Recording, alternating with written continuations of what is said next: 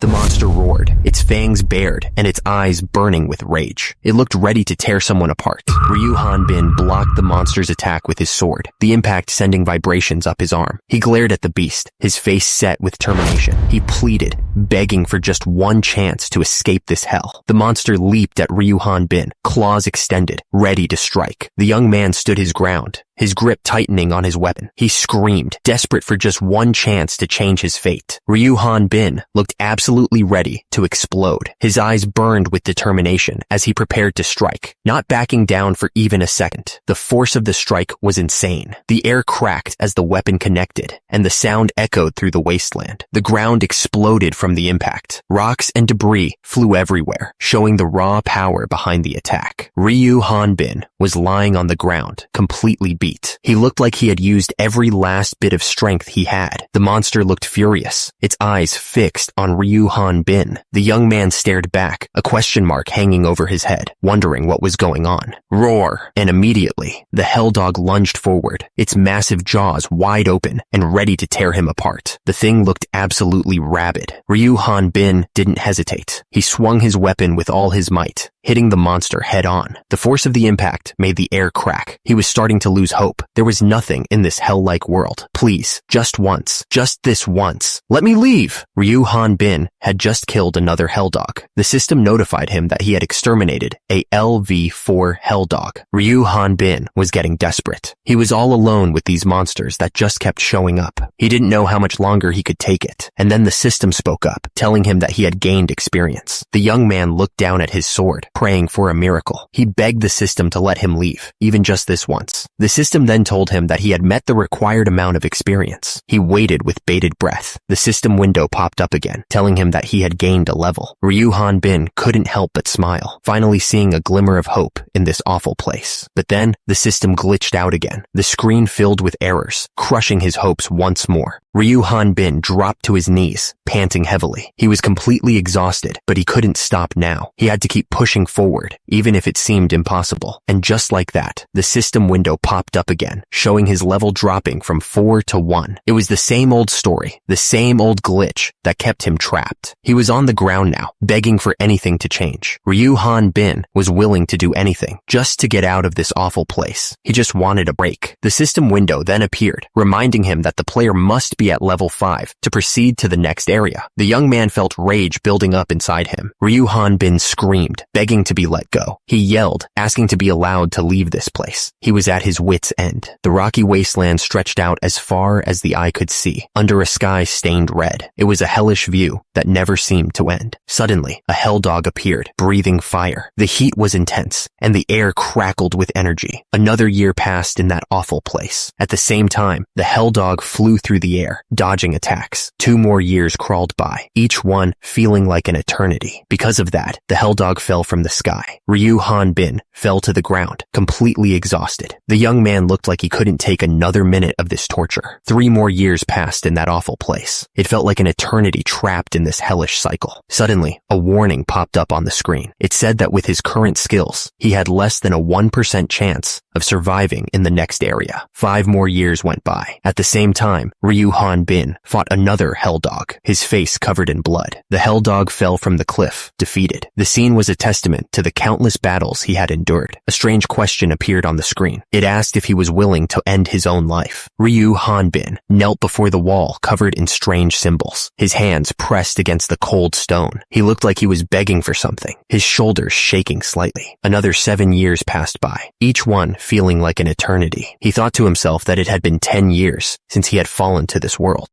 The warrior admitted to himself that he had given up counting the days. Ryu Hanbin was surrounded, but he didn't seem to care. He swung his massive sword, the force of the blow sending the monsters flying back. The scene was a chaotic mess of bodies and broken rocks. The blade cut through the air with incredible speed. It looked like nothing could stop it. The air pressure alone was enough to tear through the monsters. The sword slammed into one of the monsters with a sickening crunch. The monster was instantly pulverized. Pieces of it went flying in every direction. Ryu Hanbin stood over another monster, his sword dripping with blood. The creature looked up at him, its eyes wide with terror. The young man was a force of nature. The monster's claws reached out, desperate to defend itself. It was a futile effort. The claws looked sharp, but they wouldn't be enough. Ryu Hanbin was getting stronger with each fight. He could feel it in his muscles, a raw power that was growing every day. Now that he thought about it, something was off. He couldn't shake the feeling that he was missing something important. Ryu Hanbin lifted his massive sword over his head. The weight of it was almost nothing to him now. After all this time, he wondered what his level really was. The numbers the system showed him never seemed to match up with how strong he actually felt. Ryu Hanbin swung his sword at the monster with incredible force. The blade cut through the air, heading straight for its target. The area was covered in the remains of the monster. It was a brutal end to a long fight. Turns out, this is the survival story of a sword king in a fantasy world. The title card makes it sound like it's going to be quite a journey. Turns out, this is a world called Thelha Rathana, and immediately after that, the system tells him that he's been selected as the chosen one. The system then explains that his goal is to survive and get stronger in this world. But at that moment, a monster bites his arm and he screams in pain. The monster pins the young man to the ground. He screams in terror, realizing he's in deep trouble. Suddenly, the guy kicks the monster away, sending it flying. The monster whimpers, clearly hurt. Ryu Hanbin was on the ground, panting heavily. He looked around, completely lost and confused, asking himself what the hell was going on and where he was. He noticed a dog and wondered what it was, but at the same time, the hell dog lunged at him with its fangs bared, ready to attack. He didn't even have time to process what was happening to him. Everything became a blur of pain and fear as the monster attacked. He screamed as he kicked the hell dog with all his might, sending it flying away. The monster whimpered in pain. The one thing he knew for sure was it dead? He stared down at the monster, trying to understand what had just happened. He realized that if he didn't kill the monster, it would definitely kill him. It was a matter of survival. The hell dog was ready to attack, its fangs bared and its eyes glowing red. And immediately, Ryu Hanbin told it to stay back, trying to defend himself. Ryu Hanbin shouted, demanding to know why he was being attacked. But then he noticed something strange. A guide line. The screen showed the hell dog's level and species, describing it as the lowest level monster in Thelha Rathana. It also said the monster possessed strength similar to an unequipped adult male. The screen explained that players could level up by gaining experience from defeating powerful monsters. Ryu Hanbin was completely lost, wondering what the hell this was all about. Ryu Hanbin looked at the hell dog, a confused expression on his face. He wondered if he had somehow gotten stuck inside some fantasy game world. The young man was starting to think this wasn't just a weird dream. He started to think about when things had gone so wrong. It was like his life had taken a turn he didn't see coming. He was lost in thought, trying to figure out what had happened. Ryu Hanbin's eyes were unfocused as he thought back. He was trying to piece together the events that led him to this strange place. The young man looked dazed and confused. Ryu Hanbin said that he would wake up slowly every day at noon. He wondered if he had been too lazy. It was a habit he had fallen into, and now he was questioning it. Ryu Hanbin remembered that he had just been discharged from his mandatory military service 3 months ago. He felt he had reason enough to lay back and relax a bit. He wondered what he should do today to kill time, as he had believed that after finishing his service, he would be able to dive right into being part of society. Ryu Hanbin thought that the last 3 months had been a total blur. Nothing about him had changed, not even in the 2 years he served. He was starting to think this was reality. The young man was getting pretty bored with all this. It hit him that this was actually his life now. He didn't seem too happy about it. He just kept eating, looking totally uninterested in anything around him. The guy looked like he had nothing better to do. Suddenly, Ryu Hanbin's eyes widened. He looked up, totally surprised by something. He was so shocked that he fell backward out of his chair. The young man scrambled to get up, his eyes darting around in a panic. Ryu Hanbin screamed at the top of his lungs, his face contorted in a mix of shock and pain. He looked like he was going through something really intense. And in his old room, the chair spun around, now empty. It was like he'd vanished into thin air. The room was quiet, with just the chair and desk sitting there. The air hung heavy with unspoken questions. Suddenly, a message appeared, stating that all the chosen ones had been gathered. It was a pretty ominous message. He wondered if he was dead, if this was all there was. The young man had heard there were 7 billion candidates. Ryu Hanbin was surrounded by other figures, all standing exposed in the bright light. He wondered who was talking to him, questioning if it was some kind of God. He couldn't see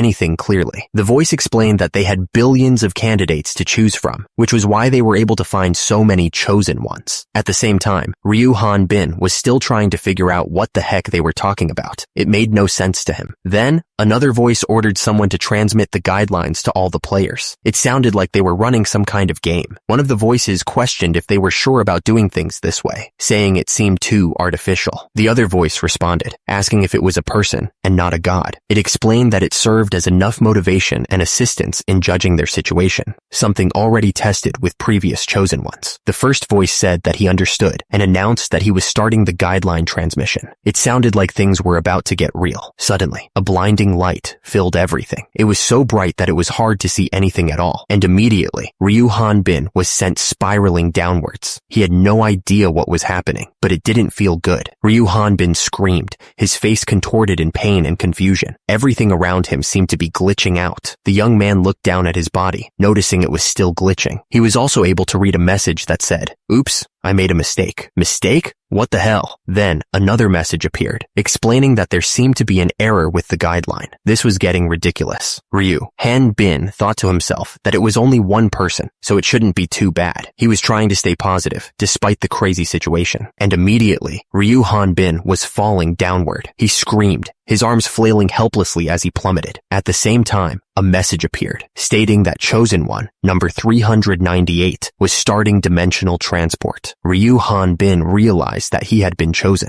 Suddenly, enemies appeared all around him, screaming that he should die. The young man looked terrified, unsure of what to do next. The attacker declared that this was the world of Thelha Rathna, continuing to scream about death. He looked absolutely bloodthirsty. Ryu Han Bin was in disbelief, exclaiming that this was now his reality. A system message appeared, confirming that he had exterminated a level 1 hell dog and gained experience. He questioned if this was truly his reality. The young man gripped his weapon tightly, his hand covered in blood. Ryu Han Bin started to wonder, what about his life before this? He laid there, thinking about his parents. What was going to happen to him, he wondered. The hell dog's mouth was open, ready to strike again. Ryu Han Bin was getting angry. He swung his weapon down with a yell. Ryu Han Bin's hand was covered in blood as he tried to catch his breath. He was clearly exhausted from the fight. He kept panting, still trying to understand what was happening. The young man realized he had just been discharged from military service 3 months ago. He started to wonder why this was happening to him. Han Bin hadn't even dated a girl yet, and there were tons of people who evaded military service. Why him? A system message popped up, warning that he had less than a 5% chance of surviving with his current capabilities in Thelha Rathna. Because of that, Ryu Han Bin was completely stunned. He didn't know what to make of all this, and started laughing nervously. The warrior was in complete disbelief. Ryu Han Bin started to speak, asking if they were really testing his consciousness. He looked up, his eyes narrowed in suspicion. He continued, wondering if they were testing him. The warrior seemed to be talking to himself, trying to make sense of the situation. Han Bin thought about the scumbags who had kidnapped a normal person. They abandoned him in a different world, telling him he had to kill monsters to get experience. He was asked if he would end his own life. The young man was clearly going through a lot. Ryu Han Bin found that hilarious. He wondered if he would be sent back home if he died. He knew he had to stay calm, realizing they would never have kidnapped him if they planned on sending them back home after they died. Ryu Han Bin realized that if he died, that was it. There was no going back. He was screwed if he didn't survive. He decided he needed to focus on surviving and finding a way out of this place. At that moment, a message popped up saying that the Chosen One had discovered his will and fighting spirit, and his strength had been boosted. Ryu Han Bin saw a new window appear, and immediately, it told him to pick a skill. The young man figured that since he couldn't always fight with his bare fists, the system was telling him to pick a class. He seemed to be thinking out loud, trying to understand the situation.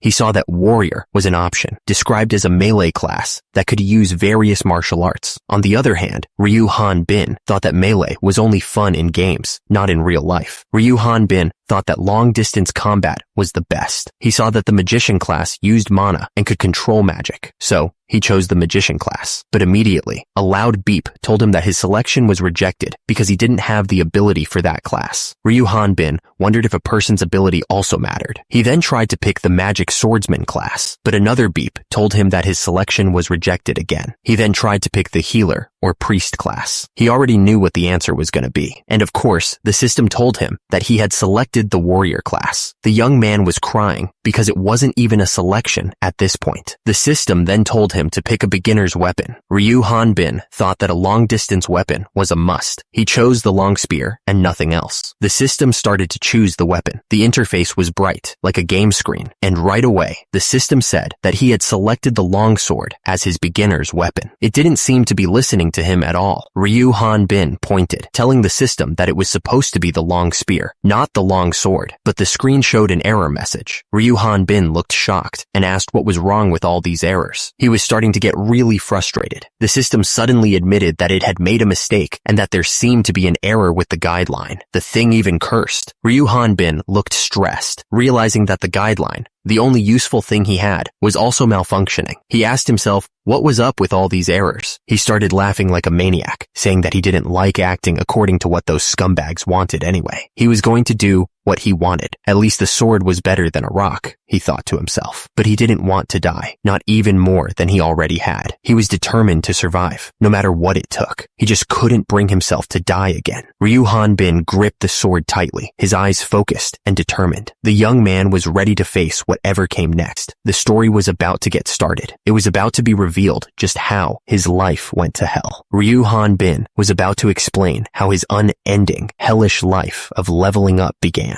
The red sky and rocky landscape seemed to foreshadow the challenges he was about to face. Ryu Hanbin started swinging his sword, practicing his moves. He was determined to get stronger, no matter what it took. He kicked with all his might, practicing his swordsmanship. Because of that, he ended up on the ground, exhausted. Turns out, it had been 7 days since Ryu Hanbin got stuck in Thelharathana. He had no idea how much longer he'd be trapped there. Ryu Hanbin was fighting a monster, but at the same time, he was thinking about how he has asked the system countless times how to go back home. He hadn't gotten any answers. The system hadn't responded to him at all. Ryu Hanbin wondered if it was just bugged. In any case, he was fighting to survive. Suddenly, Ryu Hanbin got hit by something. He grunted in pain. Ryu Hanbin shouted at the monster, telling the scumbag not to run away. He looked absolutely furious. The monsters Ryu Hanbin fought were always hell dogs. If there was one thing he'd learned, it's that these hell dogs also leveled up. Ryu Hanbin realized that after he swung his sword, the hell dog would rush in and attack. He wondered what kind of dog used its head like that. Was it getting used to fighting him, just as he was getting used to fighting these monsters? Ryu Hanbin thought that if that's how it was going to be, then he could just do this. He leaped at the hell dog, ready to strike. Ryu Hanbin whined as he realized he had no talent with the sword at all. He was getting frustrated, but Ryu Hanbin wasn't giving up. He was ready to try again.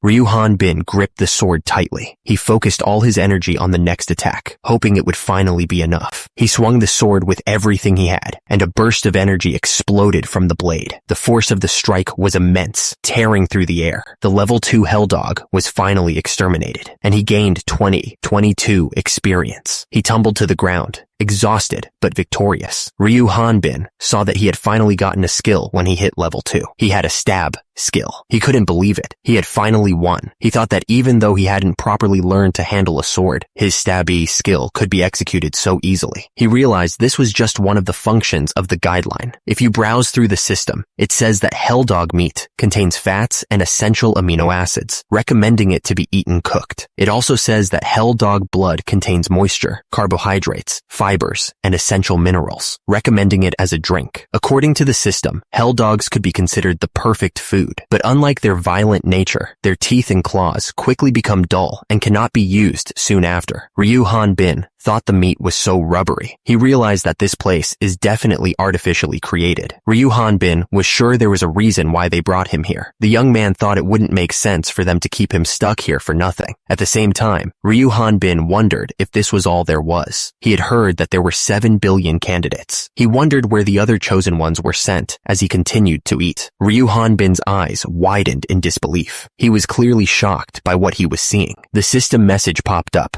saying that he could leave the Rock Mountains once he reached level 5 and met up with other chosen ones. Ryu Han-bin was surprised, repeating the words Rock Mountains to himself, wondering where he was. The system explained that the Rock Mountains were a starting safe zone where the death rate was lower and gaining experience was more efficient. It was an area where the chosen ones could learn about their situation and grow to level 5. The message continued, saying that stat-matched monsters only appeared in safe zones and that he should meet up with other chosen ones in Thelna Rathna. It added that once he reached level 20, he would be able to complete the Thelna Rathna map and travel to the Rathna continent. Ryu Han-bin was so frustrated that he grabbed his head and shouted for the system to wait. Ryu Han-bin tried to make sense of it all, asking himself to get this straight. He realized that this area was a newbie area where players could raise their levels to level 5. If he got to level 5, he could go to the next area and party up with other chosen ones and level up to 20. He thought about what would happen once he reached level 20. Would he be transported to the Rathna continent where the real fight begins? Ryu Han-bin stared at the error message, asking what he had to do on the Rathna continent. He was immediately met with more errors from the system. He shouted that it was happening again. He realized that the Hell Dogs were getting stronger as he leveled up. Ryu Han-bin noticed the level comparison between himself and the monsters. He thought that might be an important fact. Ryu Han-bin wondered if he could ever go back home. He sighed, realizing that he couldn't trust his guideline anymore. He looked angry and confused. In order to meet other chosen ones and get more information, he needed a plan. The young man knew he had to reach level 5. Ryu Han-bin was determined to get to level 5 and leave this dump. He was tired of the constant errors and wanted to find some answers. Ryu Han-bin went looking for hell dogs to hunt. He got hit by one of them, and he yelled that it hurt, calling the monster a scumbag. He looked furious. The hell dogs got stronger as he did, so it didn't get any easier to defeat them. The hell dog was being attacked by Ryu Han-bin's sword. He gained experience after the fight. The system told him that he had met the required experience and would now gain a level. Ryu Han-bin looked like he was screaming in excitement. The system informed him that he had learned the side-slash skill. Ryu Han-bin continued to face the ever-growing hell dogs, ready to use his new skill. He fought, even though the level 3 hell dog possessed strength similar to an unequipped novice warrior. Ryu Han-bin swung his sword at the hell dog with all his might. Ryu Han-bin got hurt in the fight, his face showing the pain. But immediately after, a level 3 hell dog was killed, so at least he won. He ate, slept, and fought, repeating the cycle again and again. The young man was trapped in a loop of survival. He got injured, then killed the hell dog, and finally ate to recover. It was a brutal routine. He slept, fought, got injured, killed, and then fought again. The warrior was stuck in a never-ending grind. The system kept spamming messages that level 3 hell dogs had been exterminated. But then, a message popped up saying a level 4 hell dog had been taken out. The system announced that the level 4 hell dog had been taken out. It fell to the ground, defeated. Ryu Han-bin was sent flying backwards from the force of the attack. He was clearly struggling to keep his balance. Ryu Han-bin was on the ground, struggling to get up. But at the same time, the hell dog was right above him, ready to bite him. Ryu Han-bin didn't waste any time and attacked. The hell dog growled, ready to fight back. Ryu Han-bin used the side-slash skill. The system then told him that he gained 81 experience. The system announced that Ryu Han-bin had met the required experience. He was ecstatic. The young man shouted that he had done it after 27 days. The system then told him that he would now gain a level. Ryu Han-bin thought about how he had even learned 3 skills up until now: stab, side slash, and vertical slash. He realized that not only that, but his body had begun to see the effects of the stats that he'd gained as well. He thought that this was a man's physique at its finest. Even the two-handed longsword that was difficult to lift at first could now be easily swung. In this world, one can see the results of their hard work. Ryu Han-bin flexed, admiring his muscles. He was proud of the results. Our hero thought that in this world, one could see the results of their hard work. Suddenly, Ryu Han-bin noticed an error message on the screen. He was confused. The young man exclaimed, "Wait, that's what I thought. What's going on?" Ryu Han-bin noticed that his level had gone up to 4, but then immediately dropped back down to 1. He was confused. The young man muttered, "Huh?" Ryu Han-bin started laughing, but it was clear he was annoyed. He said that the guideline was spazzing out again and asked if it was just the message that was bugged. Ryu Han-bin decided to check his status window. He saw that he was still listed as level 1. The warrior thought to himself that he should take a look at his status window. Ryu Han-bin screamed in frustration. He was clearly not happy with the situation. Ryu Han-bin tried to calm himself down. He told himself that he needed to calm down. Ryu Han Bin saw that he was level 1 again, but his stats were still there. He also noticed his skills like stab, side slash, and vertical slash were still available. At first, the warrior tried to look at things optimistically. Since he was in the safe zone, Ryu Han Bin thought that meant the Hell Dogs would also be level 1. He figured he could get more stats more easily, but then he realized this was freaking awesome. The rocky landscape stretched out before him, the red sky hanging heavy above. However, the Hell Dog in front of him was also level 1. The Hell Dog looked up at Ryu Han Bin, its eyes glowing red. The enemy was ready to fight. Ryu Han Bin realized he was wrong about the Hell Dogs. The Hell Dogs kept getting stronger, even though their levels didn't change. He kept putting his life on the line in every fight.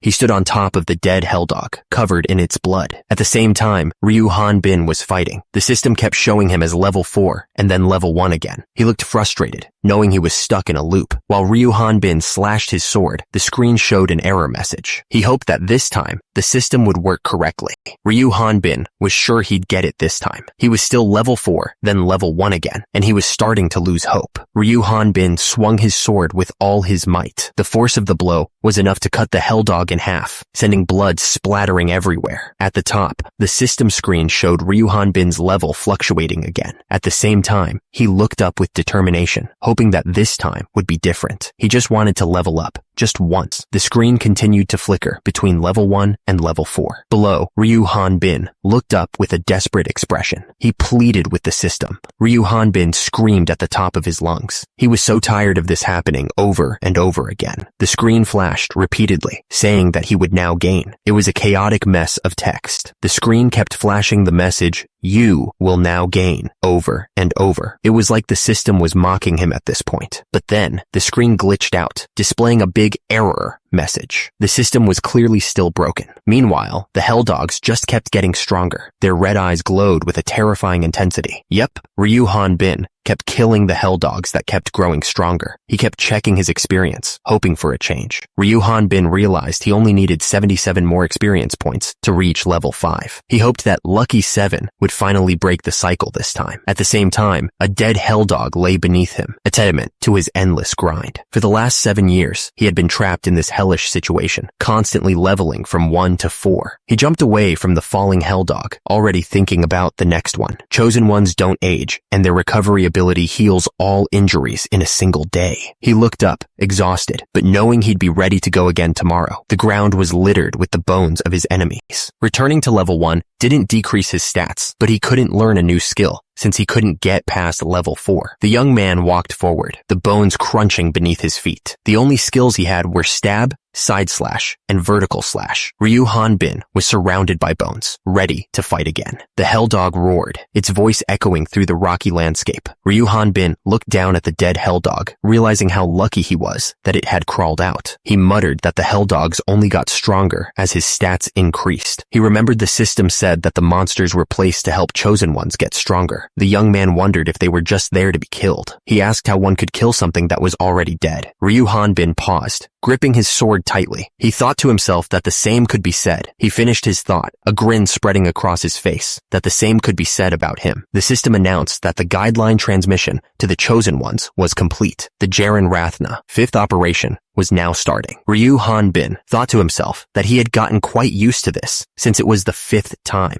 He figured that even if it was another world, players would normally take at most about a year to clear the area. He continued, hoping that there would be some useful players this time around. The young man seemed to be expecting something. Ryu Han Bin wondered what kind of world this was. He asked himself if it was disposed of or broken, finding it quite suspicious. Turns out, Ryu Han Bin was currently logged into Thelna Rathna. He looked calm, but you could tell he was thinking hard. Ryu Han Bin reached out his hand, feeling the soft sheets. The room looked clean and modern, a far cry from the rocky wasteland he was used to. Ryu Han Bin wondered if he was back home. It made sense, since he had just gotten discharged. The young man decided he would sleep a little longer. Suddenly, a bunch of ding sounds went off. It was so loud that it woke him up. Ryu Han Bin saw a message asking if he would end his own life. Our hero's eyes snapped open, focusing on the message. He looked like he was about to explode with anger. Ryu Han Bin slapped the screen with incredible incredible force, completely shattering it. He looked absolutely furious.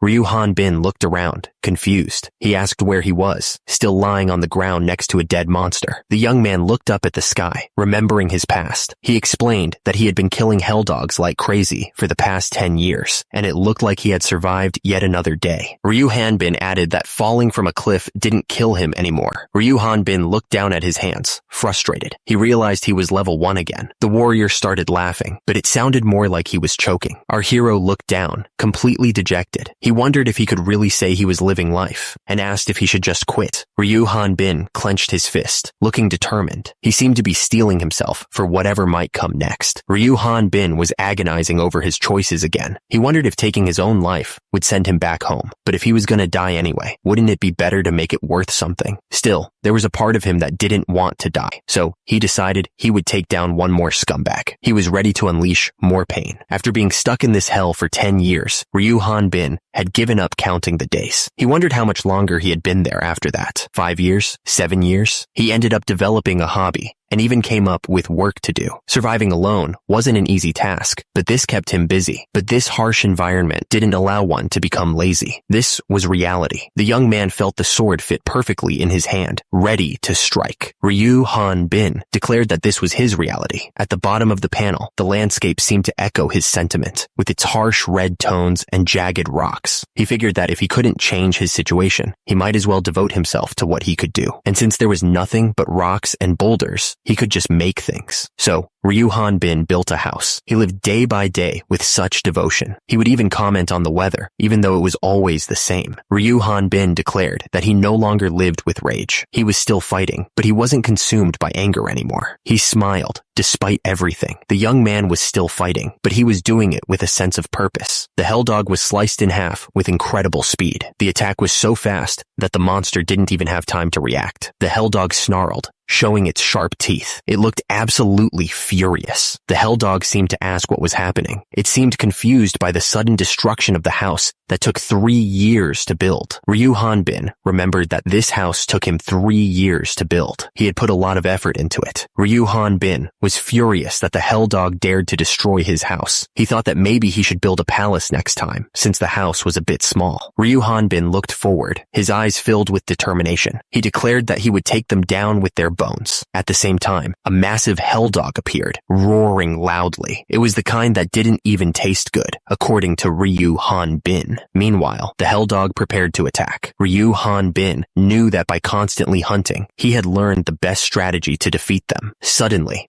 the hell dog unleashed Dragon's Breath attack. Ryu Hanbin seemed surprised by this turn of events. The hell dog's attack continued, blasting a hole in the ground. The young man was surprised that the monster was starting with an ultimate attack. The hell dog unleashed a massive explosion of fire and lightning. The raw power of the blast was intense. At the same time, the hell dog braced itself, ready to follow up. The monster looked ready to tear him apart. Ryu Hanbin knew it was impossible to dodge the attack since the area was so large. So, he braced himself, deciding to block it with his strength. Ryu Hanbin complained that the hell dog had burned the ends of his hair. He wondered why it had to do that when there wasn't even a hair salon around. The hell dog was surprised to see its enemy unfazed. It then rapidly cast thunderbolts, light, and fire magic, one after another. Ryu Hanbin declared that he would block the attack by carving up a huge wall of earth. As a result, a massive wall of earth rose up to block the incoming fire and lightning. The hell dog was still recovering from its previous attack when Ryu Hanbin came flying at it. The monster looked up, realizing it was about to take a serious hit. Then, Ryu Hanbin prepared his final strike. The hell dog could only look up in confusion, wondering what the heck was going on. Ryu Hanbin thought to himself that he couldn't really say he had a talent for swordsmanship. Meanwhile, the hell dog was getting slammed by the full force of his attack. Ryu Hanbin shouted that he'd got it. He added that he didn't have any other skills since his level wouldn't increase either, which really sucked. Ryu Hanbin was getting ready to unleash another attack. He was really putting his all into this, and he said he was going to do it. Turns out, after using vertical slash, side slash, and stab 10,000 times, he had combined 3 skills into one. He named it Cross Impact triple cross attack. The warrior admitted it wasn't a real skill, but he was confident that no monster could survive it. Ryu Hanbin was lying on the floor, exhausted. He wondered if he had somehow managed to survive yet another day in this crazy place. Someone was logged into Thelnarathina, and they realized it was Ryu Hanbin. The guy was shocked, saying that it was that kid that got bugged a long time ago. He couldn't believe that he was still there. The person remembered that the 5th generation was operating in Jaren Rathna right now. He added that the 4th generation was at Roha Rathna. It hit him that the 3rd generation went to Thelna Rathna, which meant it had been 22 years. The guy was in a panic, saying that he wouldn't be able to come up with an excuse if that person found out. He also said that he couldn't kill him either. He was so frustrated and didn't know what to do. Then, Ryu Hanbin's level 4 stats popped up on the screen. The person was baffled, wondering how he had survived for 22 years at level 4. He thought that his stats and skills were garbage too. Ryu Hanbin thought that after all this time, what he saw had naturally become the norm. He was probably used to it after all these years. He wondered why the sky was red, where the sun never rose or set without warning. He also asked himself why there were clusters of dead tree branches on the ground, and Ryu Hanbin couldn't believe it. He was finally free from that place. He had been stranded on a rock-filled mountain of hell. The young man was laughing as he fell through the air. Ryu Hanbin was sent flying and landed in some water. The sign said he was in the Sath Forest, in the Greyloot Kingdom, on the northern Rathna continent. He was laughing like crazy, happy to be out of that awful place. He stood up, looking around at the new scenery. Ryu Hanbin admitted he didn't know what was going on, but it was way better than that god-forsaken mountain. He noticed he was still a little damp. He thought it was weird that he suddenly became level 5 when he got here. Ryu Hanbin checked his stats. Level 5 swordsman, strength 8, health 21, recover 15, plus vertical slash, language translation, and a communication skill. The young man wondered why he was transported here in the first place, since he needed to be level 20 to come to the Rathna continent. He was still confused, wondering why he was transported here. What the hell was he supposed to do? Ryu Hanbin realized it was pointless to ask, since there was no one to answer him. Suddenly, a new window popped up in front of him. Ryu Hanbin had never seen this window before, and he stared at it with curiosity. Ryu Hanbin stared at the new message. It said his final mission was to kill one of the 6 goddesses of Rathna. He looked stunned by the insane request. If he killed a goddess, the reward would be eternal youth and immortality, and he'd be sent back to Earth with his stats intact, plus 3 wishes. Then his reward was going back to Earth? The system warned him to keep his identity as a person from another world a secret, and to register at the Hunters Guild in the corporate city of Onpros. Hunter? Suddenly, a loud roar echoed through the forest. The wyvern appeared above him, letting out a deafening cry. Ryu Hanbin turned and ran, shouting that it was a monster. He didn't want to fight whatever that thing was. He stopped and looked back, asking what the hell that thing was. Ryu Hanbin was clearly terrified. Ryu Hanbin stared in disbelief. He asked why the hell the first monster to appear was a dragon. The wyvern glared down at him. It called him a disgusting otherworldly demon and asked how he dared enter its forest. Ryu Hanbin looked up, realizing he was in trouble. He wondered if the wyvern planned on fighting him without a weapon. The young man cursed, realizing he needed to grab his sword. He steeled himself, knowing he had to act fast. Ryu Hanbin knew he was out of time. If he didn't do something right now, it would be too late. Ryu Hanbin yelled that he would burn the enemy to ashes. He added that if he was in a situation like this, it was the perfect time to shake his enemies. He declared that killing the enemy came after. The young man looked confident, ready to beat the wyvern. The wyvern said how ridiculous Ryu Hanbin was, and immediately, the young man jumped away to grab his sword. Ryu Hanbin looked around for his sword. He was shocked that it wasn't there. The screen showed the survival story of a sword king in a fantasy world. It was an epilogue about a brilliant dragon in the sky and dragon knights of the Xrad kingdom. Turns out that dragon mount's name was Ephor, and she was the great pride of the knights. She kept asking for food in a cute way, but a big problem came up for Ephor. The kingdom's prince kept bugging her to let him ride her. However, it wasn't easy to ride a dragon. Ephor's knight was killed, and she had to run away from the kingdom. Luckily, some nice knights helped her escape. The lonely dragon didn't even have time to be sad, because otherworldly humans kept showing up in the forest. Even though she was trained to fight, Ephor never killed anyone. She would let them live, telling them to wait. So, was this kind dragon really a source of disaster? Then, lots of of otherworldly hunters got together to hunt her down, beating her badly. Effer realized that letting those otherworldly humans live was a terrible mistake. She looked sad and a little ashamed. Effer was crying, saying that she had no choice after all those otherworldly humans kept showing up. She insisted that she wasn't a dragon. The wyvern continued, explaining the difference. Dragons have 4 legs with wings on their shoulders, but wyverns have wings on their forelegs. She insisted that this was common knowledge. Ryu Hanbin didn't care about any of that. He demanded to know how she figured out he was from another world. He looked really angry. Effer started sobbing, saying she couldn't tell just by looking at him, but she knew that their bodies disappeared when they died, and Rathnians hardly ever came to this forest anyway. Ryu Hanbin wondered if she had just assumed he was an otherworldly person. Ryu Hanbin realized that meant no one would be able to figure out his identity just by looking at him. He wondered if this was the Sath Forest in the Grey Loot Kingdom, but then he remembered that the Grey Loot Kingdom was destroyed a long time ago. Now it's called the X-Rad Kingdom. He realized his guideline hadn't. Effer was being held down. He was saying that his guideline had not been updated. What the hell is going on? He asked, sounding really confused. The wyvern begged him not to kill him, saying he didn't think Ryu Hanbin would be so strong. Ryu Hanbin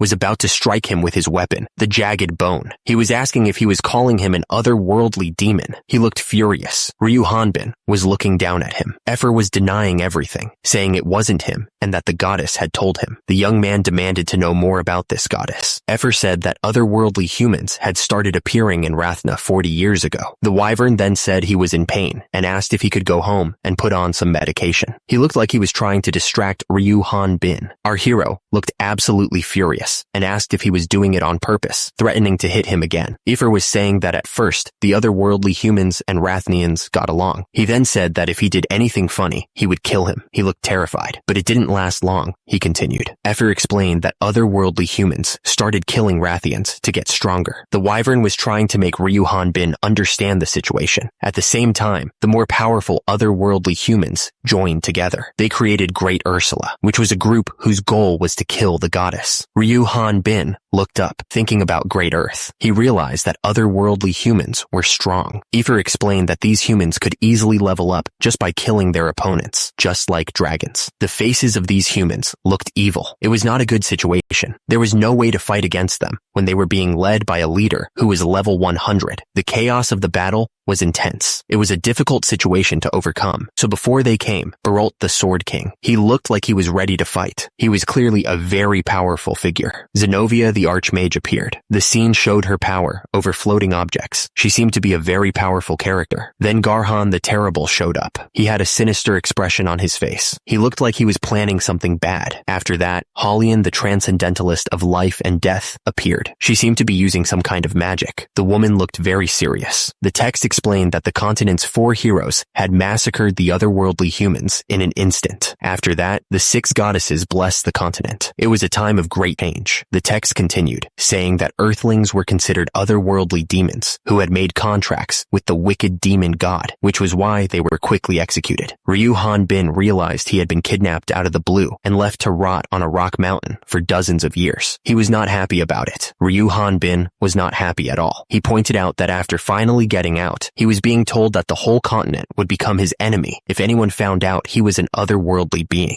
Ryu Hanbin couldn't believe it. He asked if the goddesses were scary enough to make that happen, since all this had happened before he was even born. He didn't give a rat's ass whether he made a deal with a goddess or became their underling. The young man was going to kill that demon god. Ryu Hanbin was determined to get his butt back home alive. He looked absolutely serious about it. Ryu Hanbin realized that he couldn't let anyone know his true identity. At that moment, Effer swore that he wouldn't tell anybody, promising to live as a normal wyvern and pretend not to know how to speak. The scream echoed through the mountains, loud enough to shake the trees. 5 days later, after leaving the Sath Forest, a huge castle wall stretched across the horizon. It was Onpros City, located in the northern part of the X-Rad Kingdom, with a large size and population. Nearby was the Sath Forest and a dungeon in the Ifan Plains. Countless monsters continuously appeared in that dungeon. Because of that, many hunters tried to get rich quick by putting their lives on the line. Ryu Hanbin was heading towards the Hunters Guild in Onpros City. The building looked pretty busy, with people coming and going all the time. The people who came to this place were either hunters looking for work or just looking to relax. At the same time, others were getting ready to risk their lives in the dungeons. Some people went went to the guild to become hunters. They were arguing with a woman about something, probably about getting accepted, or they could be otherworldly beings, just trying to find their place. They were walking into the guild, hoping to find some kind of purpose. The man looked absolutely shocked as he saw Ryu Han Bin walk in. He couldn't believe how huge he was, and admitted he'd never seen anyone like that before. The people inside the Hunters Guild looked up, whispering to each other. They were wondering if this guy was from another guild. The woman at the front desk started to get annoyed, but then she saw Ryu Han Bin. She immediately changed her tone, giving the guy a big smile. She asked if this was his first time at the Onpraus Hunters Guild. The lady wondered how she could help him. Ryu Han Bin paused for a moment, gathering his thoughts. He looked determined to say what was on his mind. Ryu Han Bin finally spoke, making his intentions clear. He wanted to become a hunter. A voice echoed from inside the cave, asking if Ryu Han Bin wanted to be helped. The voice sounded cautious, like it wasn't used to talking to people. Ryu Han Bin confirmed that was right. He explained that even if his looks weren't suspicious, the fact that he didn't have any clothes or gear from this world would give him away. He added that the creature would probably kill him after helping him. Ryu Han Bin pointed out that the creature had been killing people because it was a wanted beast. He reasoned that it wasn't like the creature could go around telling people about him. Plus, he added another point. Ryu Han Bin smiled, his eyes crinkling at the corners. He admitted that it had been so long since he'd had a decent conversation like this with another person. He seemed genuinely happy to be talking. The blue creature stared blankly. Meanwhile, a group of people were celebrating, holding the creature's head up as a trophy. The blue creature looked thoughtful. It was probably thinking about whether it was making a huge mistake. The blue creature agreed to help, but told Ryu Han Bin not to tell anyone about it. Ryu Han Bin was super happy and thanked it. He even said, "Okili dokili," but the creature immediately pointed out that nobody says that there. The blue creature suggested that Ryu Han Bin change his clothes, but as the young man started to change, the creature was shocked. Ryu Han Bin asked what was wrong. The creature pointed out that he was exposed. Ryu Han Bin didn't understand what the big deal was. He pointed out that the creature was exposed too.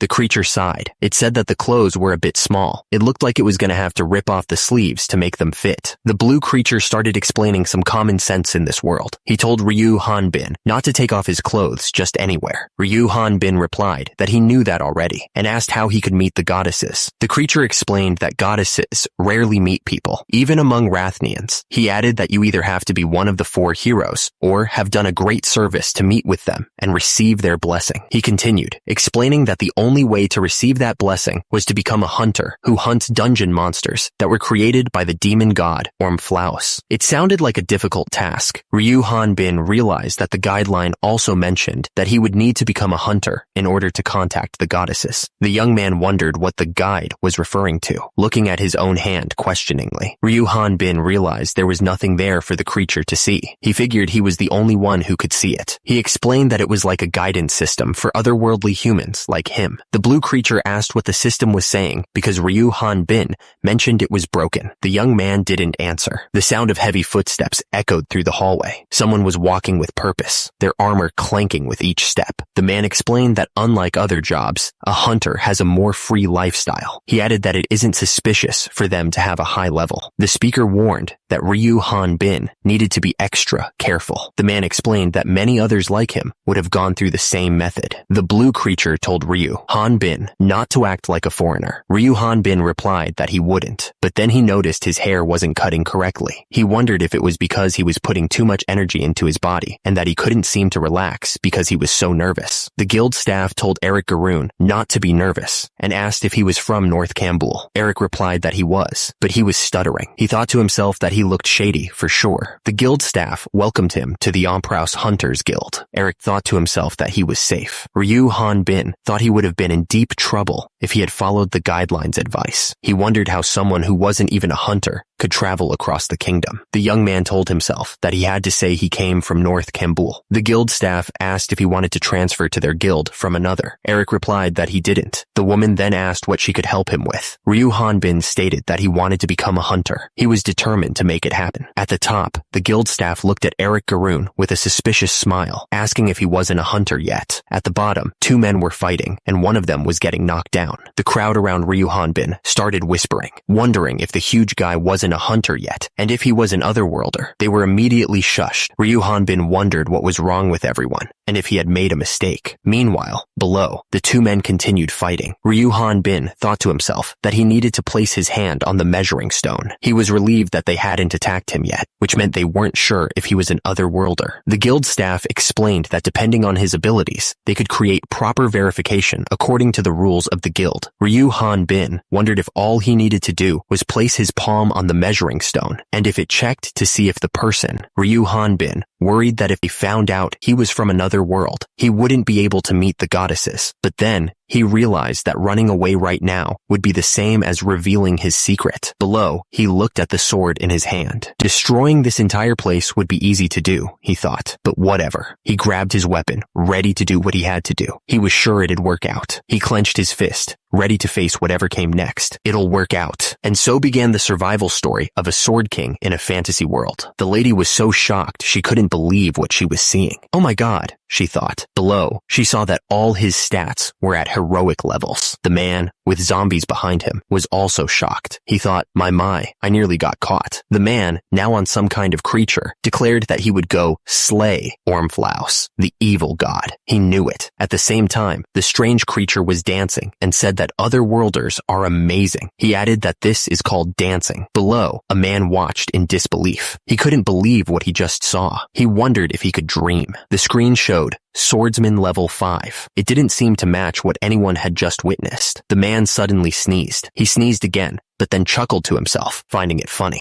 Suddenly, the crowd burst into laughter as Ryu Han-bin stumbled and fell. One of them exclaimed that he thought Ryu Han-bin was an otherworlder. Ryu Han-bin looked confused and asked what was going on. He started to apologize, still a little dazed from the fall. The woman explained that most people coming from the backwoods to register are otherworldly humans. She added that if Eric Garoon's level was higher, they would have mistaken him for one. The man at the table scoffed, saying those scumbags always start at level 20. He added that they always say they want to become a hunter, even though they're already level 20, finding it unbelievable. He wondered if otherworlders were really that incredible. Ryu Han-bin thought to himself that the registration was 300 EX. He never thought he'd be happy that his level was so low, calling it a dumbass demon. The lady at the desk smiled, waiting for the young man to pay the fee. He looked nervous, gripping his coin purse tightly. Ryu Han-bin realized 300 EX was about 3 million Korean won. He thought to himself that he didn't know how hard he had saved up 400 EX. The fighter promised to pay the lady back later, wondering if being frugal would make his money last for 6 months. The men at the table noticed the country boy's hands tremble. They wondered how other worlders seemed to take out money from nowhere, but others had money to begin with. The badge replacement fee was 80 EX, and it said he should come back for a new one when he leveled up. The badge identified him as Eric Garoon, a level 5 swordsman and beginner hunter at the Onpraus Hunters Guild. Eric thought to himself that it looked like he was starting from the bottom.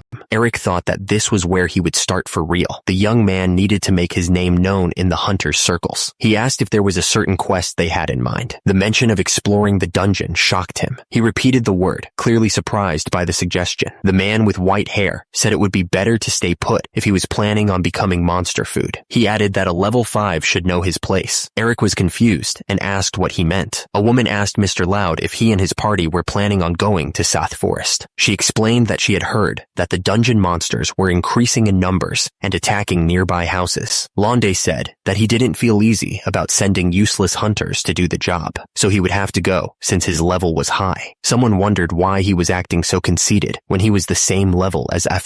Another person noted that there wasn't even a dungeon there, so they wondered why those monsters were there. He added that he didn't feel like drinking anymore, wondering if something had appeared. He guessed that Eric was higher than the rest over there. Atisse admitted that she didn't really want to get involved with him because he was annoying. She asked Londa if he still had room for one more in his party. Someone was shocked and told Eric that completing missions alone was impossible, much less going to the dungeon. Atisse said that doing miscellaneous work while learning the ins and outs with Londe's party would be much better. Eric wondered if he really had to join a party with this obnoxious jerk. He thought to himself, what should he do? Londe said that he already had a newbie in his group and no room for Eric. He looked pretty annoyed. Atisse introduced herself as a level 37 magician, but she noticed that the guideline was showing a higher level. She seemed confused. The woman with red hair thought that she probably had her own reasons. Eric realized he might have been staring for too long. He figured it was fine though, since Londe had said he didn't have room for him anyway, but he was was still thinking. The man declared that if Miss Segure,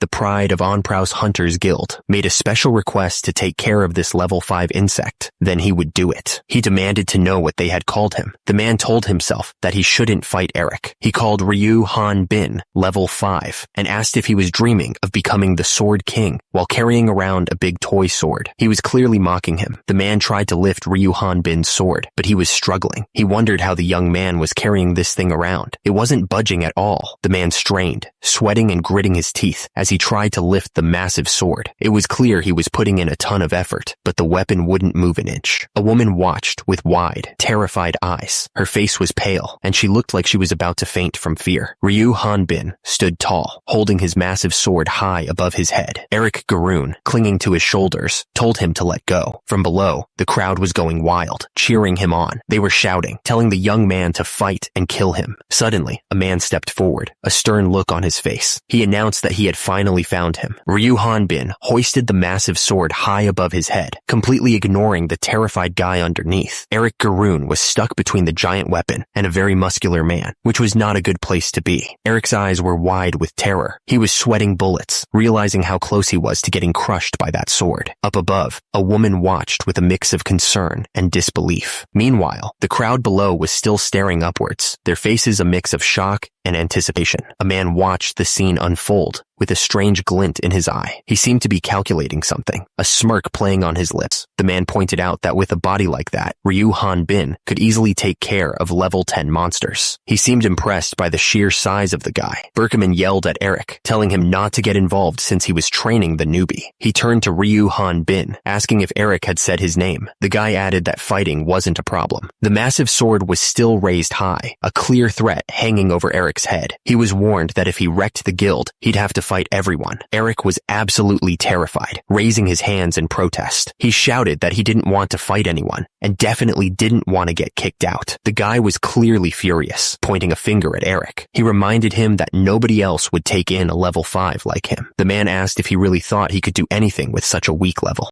Ryu Han Bin realized the guy was right. Thinking about how he'd spent most of his money just to register, he felt helpless because of his low level, wondering what he should do. But then, he reassured himself not to worry. Berkman patted Ryu Han Bin on the shoulder, telling him that leveling up with a body like his would be super easy. The guy seemed really impressed by his physique. Ryu Han Bin looked surprised as he was asked if he wanted to join their party. He couldn't believe the man was so interested in his muscles. Berkman explained that he knew muscles like that didn't just appear overnight. He figured the only reason Ryu Han Bin's level was so low was because he lacked experience. The old man's level was pretty high. Ryu Han Bin admitted that, being an otherworlder, his growth rate was high, so he wouldn't be able to stay in the party for long. He knew he'd quickly outgrow them. Ryu Han Bin then said that he'd still need to wear a helmet when he beat his head against a wall. He thanked them for accepting him, clearly relieved. Turns out, Onpro City was built because of the dungeon and the monsters around it. The whole city's business is based on monster hunters and the materials they bring back from their hunts. There are two main places to hunt around Onpros. One is the Ifan Plains dungeon, and the other is the entrance of the South Forest. Those are the places where hunters usually go to make a living. The villages are close to the forest, but there's not much food around. But since the monsters don't usually leave the trees, the city doesn't give out many quests to hunt them down. But lately, there have been a lot more monsters attacking near the forest. Because of that, a lot of hunters have joined up to go on quests to take them out. The Devolk is a high-level monster that lives in the South Forest. They move slow, but they can crush rocks with their grip and use their weight to make their attacks even stronger, so you don't want to get close to one of those. The Devolk slammed down with incredible force. The armored guy braced himself, trying to block the attack with his shield. The impact sent shockwaves through the air. The monster yelled, "Hoot!" right in the armored guy's face. He looked absolutely furious, teeth bared and eyes narrowed. The Devolk attacked again, swinging its massive fist. The armored guy managed to block the blow with his shield, but he was clearly struggling. The force of the impact shook him to his core. The Devolk roared, "Ki!"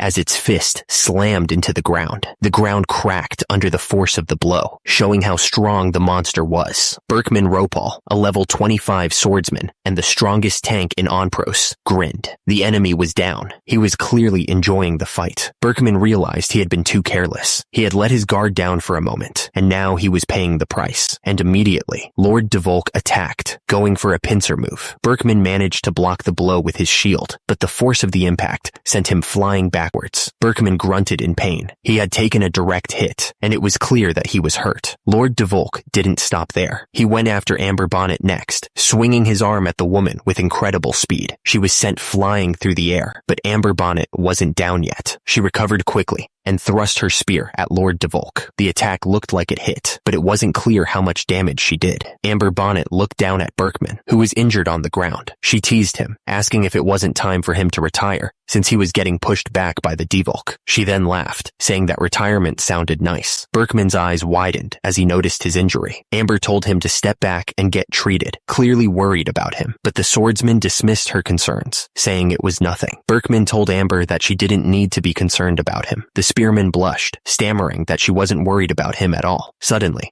a pair of hands appeared, casting a spell. The person asked for the presence of Prelur's breath, a healing spell. Erwin Ropal, Berkman's younger sister, was healing him. The spiritualist asked her brother if he was all right. Berkman replied that he could now last the entire day, and she told the idiot not to die.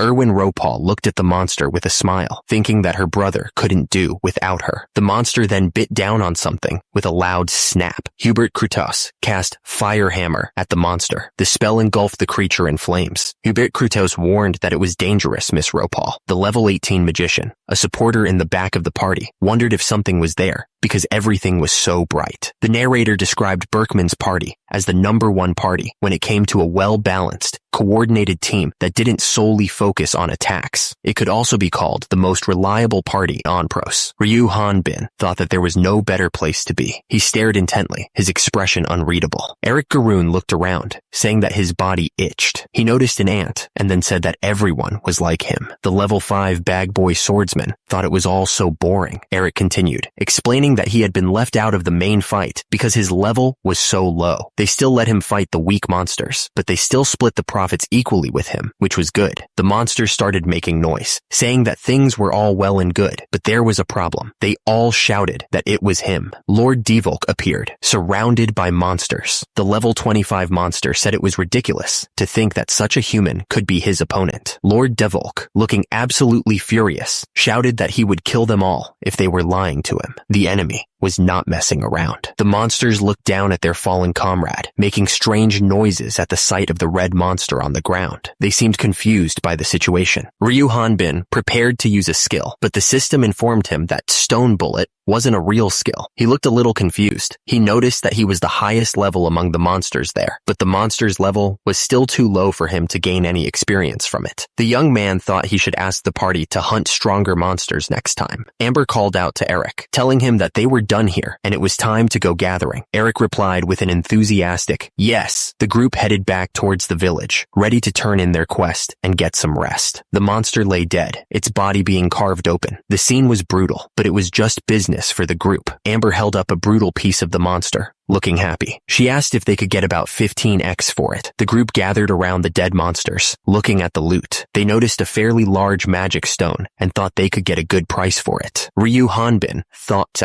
about how they could also sell the Devolk hides, killing 2 birds with 1 stone. He admitted that if he saw this scene before he was kidnapped, he would have been sick, but now he had carved up so many hell dogs, it didn't bother him anymore. Amber watched Eric, impressed by how fast he was butchering the monster. She exclaimed that she had been doing this for 20 years, asking how he was so quick. Amber asked Eric how old he was, pointing out that she hadn't aged a day after 24. She then asked if it was okay to ask about his parents, seeming a bit hesitant. Eric explained that he was kidnapped 20 years ago, so he didn't remember what his parents looked like and that it was impossible for him to go home. He added that was why he had a body like that, implying he had a secret. Amber seemed surprised by this revelation. The group reassured Eric that there was no need to struggle any longer, telling him that he was part of their family now and that everything would be okay. Ryu Han-bin thought to himself that these people were so nice. Eric thanked Berkman for allowing someone as low-leveled as him to join their party. The leader of the party replied that levels didn't matter, mentioning that he had been level 25 for 5 years. Amber was confused, asking if Berkman wasn't level 25 right now. Berkman explained that the Lord Devolk would be considered a high-level monster there. He added that they didn't need to hunt stronger monsters, since they would never go to places like the dungeon. The man looked up, his face showing a mix of surprise and confusion. Eric declared that he was going to go and practice his sword. He seemed determined to improve. Amber called out, telling him not to push himself too much. She warned him to stay away from Sath Forest, since it was dangerous. One of the women thought to herself that everyone believed that such a nice man was an otherworlder. She announced that she would go with him because she was worried about sending him alone, figuring that it would be a good idea in case a monster appeared nearby. Eric showed up, asking how practice was going. The man called out for Eric, his voice echoing in the open field. He seemed to be searching for the young swordsman. Ryu Hanbin lay on the ground, looking up at the trees. He couldn't believe what was happening. It seemed impossible. He sprinted through the forest, desperate to find any monster that could give him experience. The young man was starting to get frustrated. The warrior's face was contorted in disbelief. That's insane, he thought. It can't be true.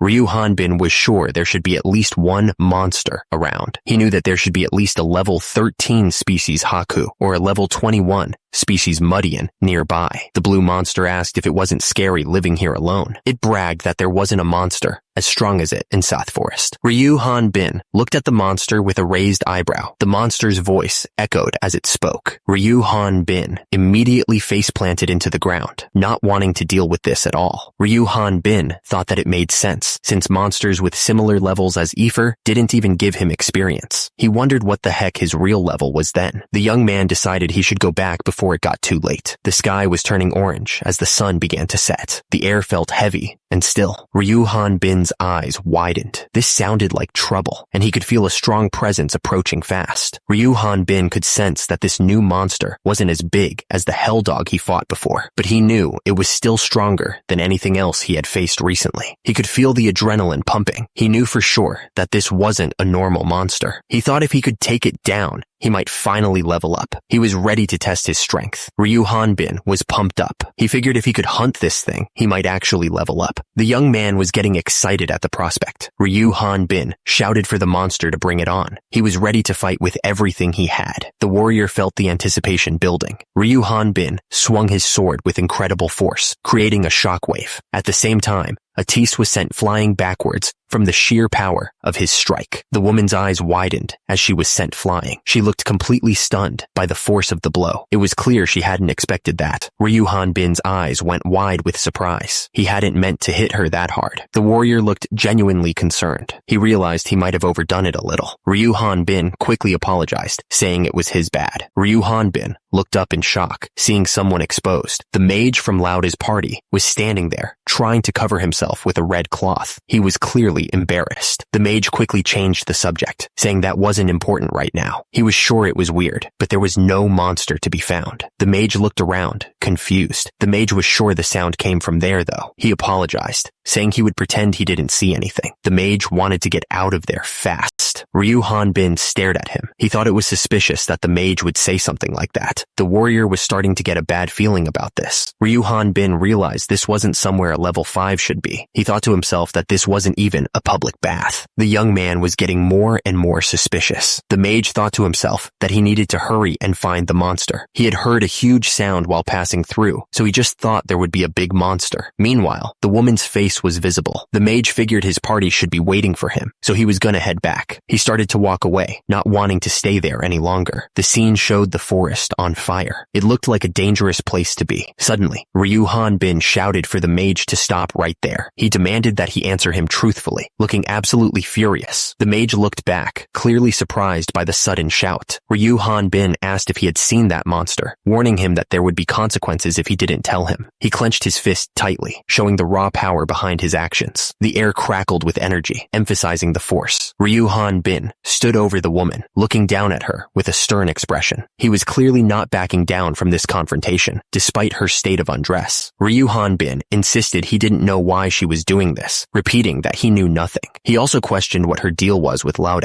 his voice rising in anger. The woman defended herself, saying she didn't know why he was accusing her of looking down on low-level people. She stammered, trying to explain that wasn't what she was trying to do. The woman admitted that she guessed she was a bit emotional. In the background, someone appeared to be watching them from a distance. Laude looked down, about to say something nasty. His face was twisted in a cruel smile, ready to unleash his anger. Suddenly, Laude charged forward, yelling that Ryu Hanbin was only level 5. He looked absolutely furious. Ryu Hanbin stopped him, asking what was going on. He complained that his wrist hurt, demanding that Laude let go, calling him a jerk. Laude shouted, asking if humiliating Miss Seguria wasn't enough. He accused him of even laying a hand on their party's lady, looking enraged. Ryu Hanbin was confused, wondering what lady he was talking about. The woman thought it might be a good idea to get away from there before things got worse. Laude was getting ready to use a special move, even though it involved a super embarrassing pose. He thought to himself that this was the downside of being a magic swordsman. He was holding his sword with no hesitation. Laude was ready to say one last thing before the fight. Laude shouted the name of the enemy, who would be defeated by his dual blades. But then he remembered that the mage should probably put on some clothes. He quickly realized he had forgotten about that. The man's face was filled with rage. He looked like he was about to explode, clenching his teeth in fury. The man finally made his move, swinging his sword down with incredible force. He was ready to attack. Laude's eyes started glowing with power. He said he was going to show the difference between their levels. Suddenly, a huge blast of energy erupted. It was clear that Laude was serious. Laude was getting ready to use his skill. He shouted, "Light thunder word ring!" The man said he really didn't want to make this into a big deal. He looked a bit annoyed. The swords clashed together with incredible force. The power of the impact was intense. Laude was still blocking the attack with his sword. He apologized, but it was clear he wasn't backing down.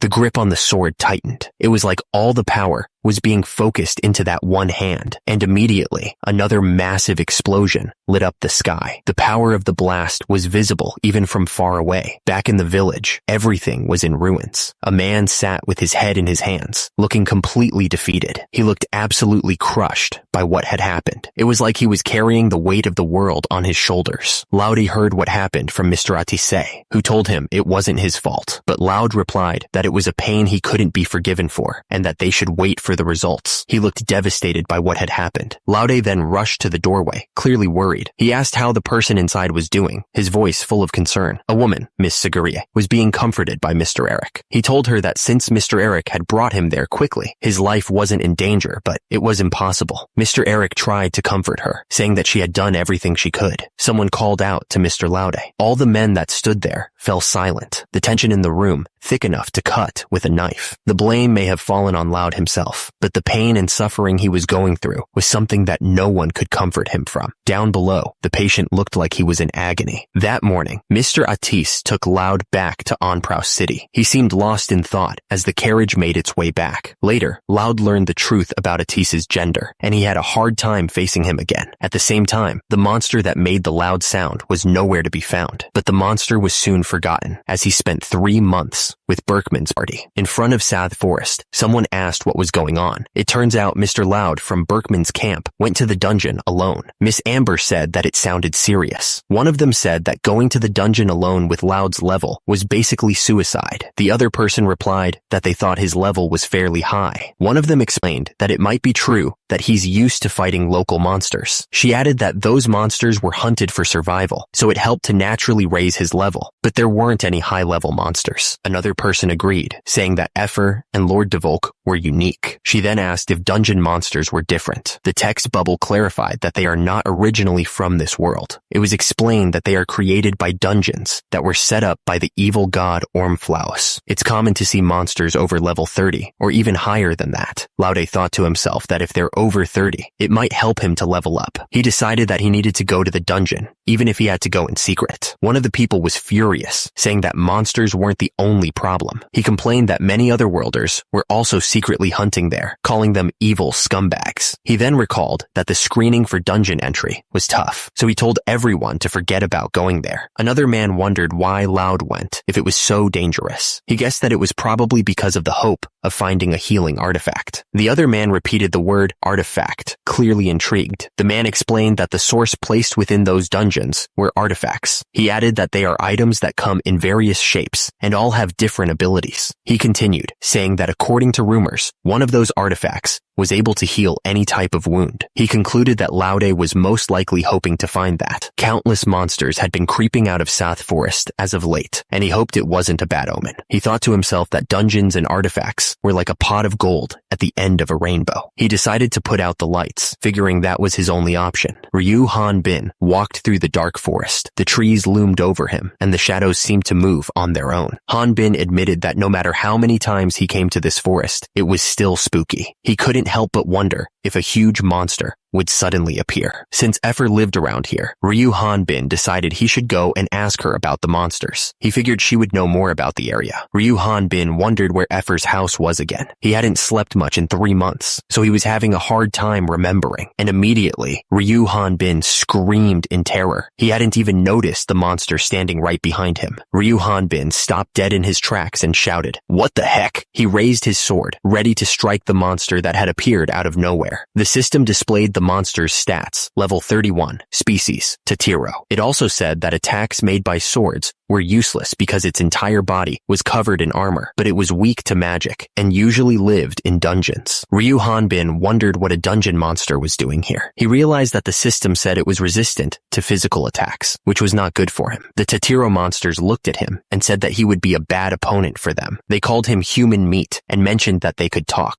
The monsters dismissed him as a mage, saying he just had an insignificant knife. They were clearly underestimating the young man. The Tatiro monsters swarmed Ryu Han Bin, confident in their armor. They mocked his sword, calling it useless. One of the monsters cackled, realizing the guideline had been lying to them. He seemed pretty happy about it. Another monster stared, simply repeating the word knife. It seemed to be processing something. One of the Tatiro realized that Ryu Han Bin's sword was actually knife-shaped magic. He quickly corrected himself, saying it was just a dead knife, and called himself stupid. The monster roared, declaring that the knife couldn't hurt them. He said that they were going to eat the knife holder, meaning Ryu Han Bin. The Tatiro monster looked up at Ryu Han Bin, confused by something. It asked who he was talking about. The monster then warned that the dungeon outside was dangerous. It told him to hurry. Ryu Han Bin didn't listen and kept attacking. Now scared, the monster asked where he was going. Ryu Han Bin stood over the monster, victorious. The tension in the air was palpable. The monster begged him to take it along. It was desperate to escape whatever was happening in the dungeon. The Tatiro reached out, pleading for help. Suddenly, a new monster appeared, towering over Ryu Han Bin. The monster announced its arrival with a loud shout. Ryu Han Bin, ready to attack the Tatiro, was stopped in his tracks. He looked up, completely confused by the interruption. At that moment, a small, bug-like monster crawled out of a glowing portal. It made a strange clicking sound as it emerged, catching the young man completely off guard. Facial transition magic was now active. The destination was set for the Ipan Plains dungeon, so, because of this portal, monsters found their way into the village. But Ryu Han Bin had never heard of portals appearing out of nowhere. He asked if they had made it. Ryu Han Bin wondered if they really couldn't use magic. He was gonna let it slide, but he guessed not. Ryu Han Bin figured he might as well get rid of it. He raised his massive weapon, ready to strike the portal. The monster shouted for him not to destroy it, saying that no one must enter. It claimed that it was under someone's absolute orders. Ryu Han Bin decided that he would just say he didn't see anything. The man ordered the bug monster not to let anyone through, saying that this way, he wouldn't get spotted by other people he knew, and neither would someone else. At the same time, the monster asked if that was really the case. The bug monster nervously agreed, saying that it didn't know anything. It looked terrified. Suddenly, someone attacked, hitting the man hard. He screamed in pain. The man with the axe yelled for whoever was there to stay away. He shouted for Alicia to hang on, sounding desperate. The man swung his axe, calling the attacker a bastard. He was furious. The bug monster kicked him hard, yelling off. The force of the blow sent the man flying, and he screamed in pain. The man realized that kicking and hitting the monster with his axe wasn't doing anything. He figured that magic was the only way to stop it. At the same time, Alicia looked at him with concern. She was obviously worried about him. Suddenly, the bug monster stabbed Alicia. She screamed in terror. The man with the axe yelled Alicia's name, sounding desperate. Alicia started chanting, asking the light to blind her foes like the sun and resonate like a raging thunder. She looked determined to protect herself and the man. Alicia Alicia cast the spell, and a bright flash of light filled the area. The monster was blinded by the sudden burst of light. Raud was hit by the flash too. He realized his vision was blurry, but he could still see with one eye. Because of this, he called out for Renard to use healing wind. He sounded desperate for help. Renard wasn't answering, so the man asked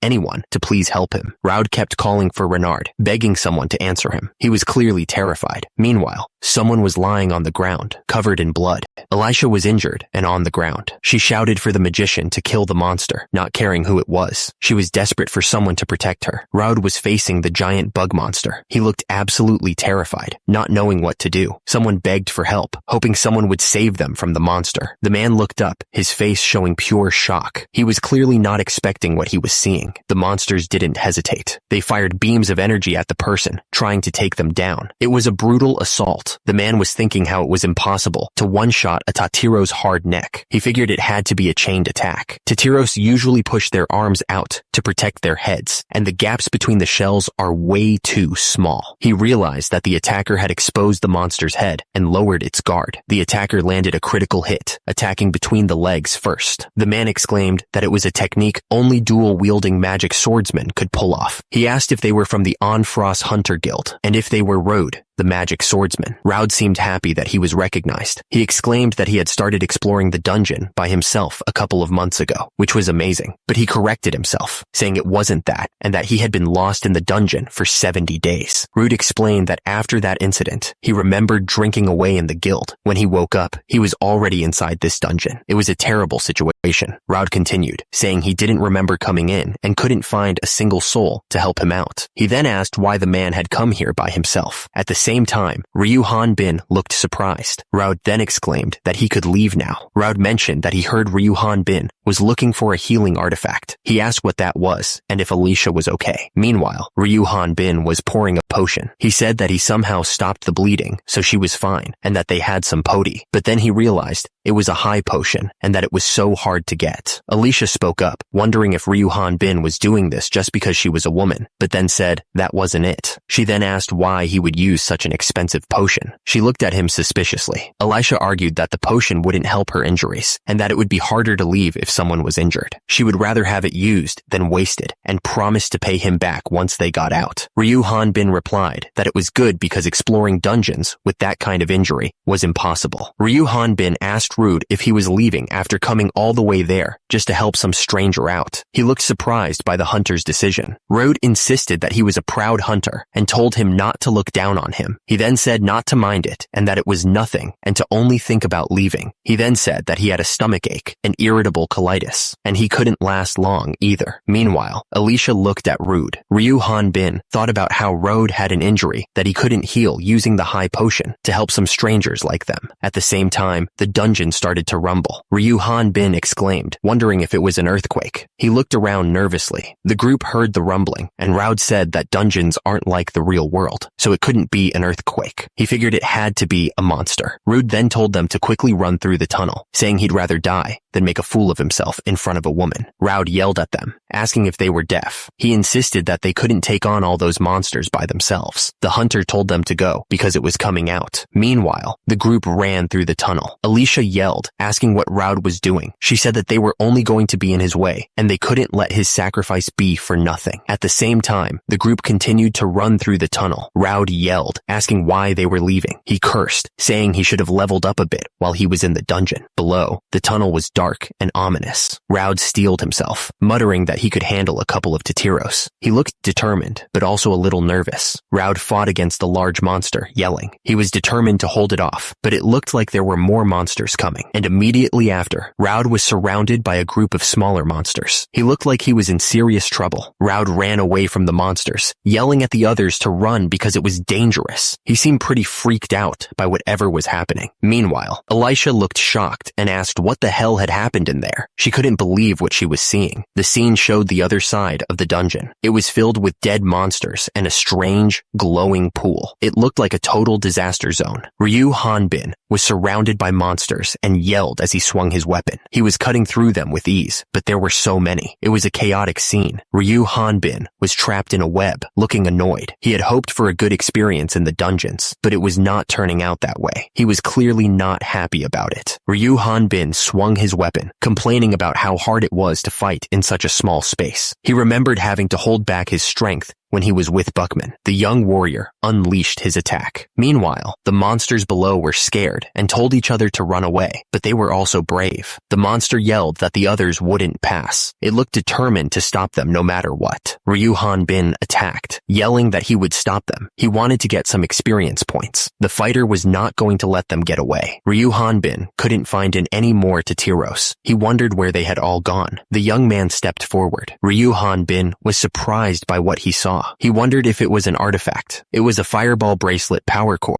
Ryu Hanbin thought, oh hell no, don't these kinds of items usually pop out after defeating a mid-boss? He remembered that the level 40 Tatiro King was dead. The fighter wondered if he took out the power core. Would all the monsters nearby go away? He would not be able to level up if there were no more monsters, but there were only Tatiros around here. He also knew that there was still the final boss and central core artifact left, but something felt missing. The screen said that the wearer was able to shoot a fireball by shouting fireball. It also said that there were 30 uses left. Ryu Hanbin thought that a chunk of fire being fired off his hand was more than enough. It was a man's fantasy. Ryu Hanbin looked around and asked if nobody was around. He was about to try out the skill. The young man prepared himself. He focused all his energy. The warrior was ready to shout the magic word. Ryu Hanbin shouted, "Ball!" He was excited to see what would happen. So, why do monsters spawn endlessly in a dungeon? It's a pretty good question if you think about it. Turns out, the answer was discovered by hunters who explored the dungeons. And surprisingly, the dungeon monsters don't reproduce like normal creatures. Instead, they're being created in a special room. The cause behind the magic that creates countless monsters is the magical core centered in this room. The mystery of the magical core taking the form of an item still can't be explained, but hunters have called these items concentrated with immense magic. Ryu Hanbin shouted, "Ball!" At the same time, they call these items artifacts. Ryu Hanbin looked at the item in confusion, wondering if it was broken. He noticed a level requirement of 31, unlike other normal tools. But the young man figured that anyone who could reach this point should be able to meet that level requirement. Since he was only level 5, he thought it was useless. These artifacts found in dungeons were a symbol of honor for hunters and even traded at high prices. Ryu Hanbin wanted experience instead of trash he couldn't use. He wondered if he should sell it, but thought it would be weird for a level 5 to do so. Whatever he did, his level was always a problem. However, it was rare for hunters to return alive with artifacts in their possession. Suddenly, Ryu Hanbin realized that the room was moving. That was because of their deep regret over their hardships through the years and arrogance developing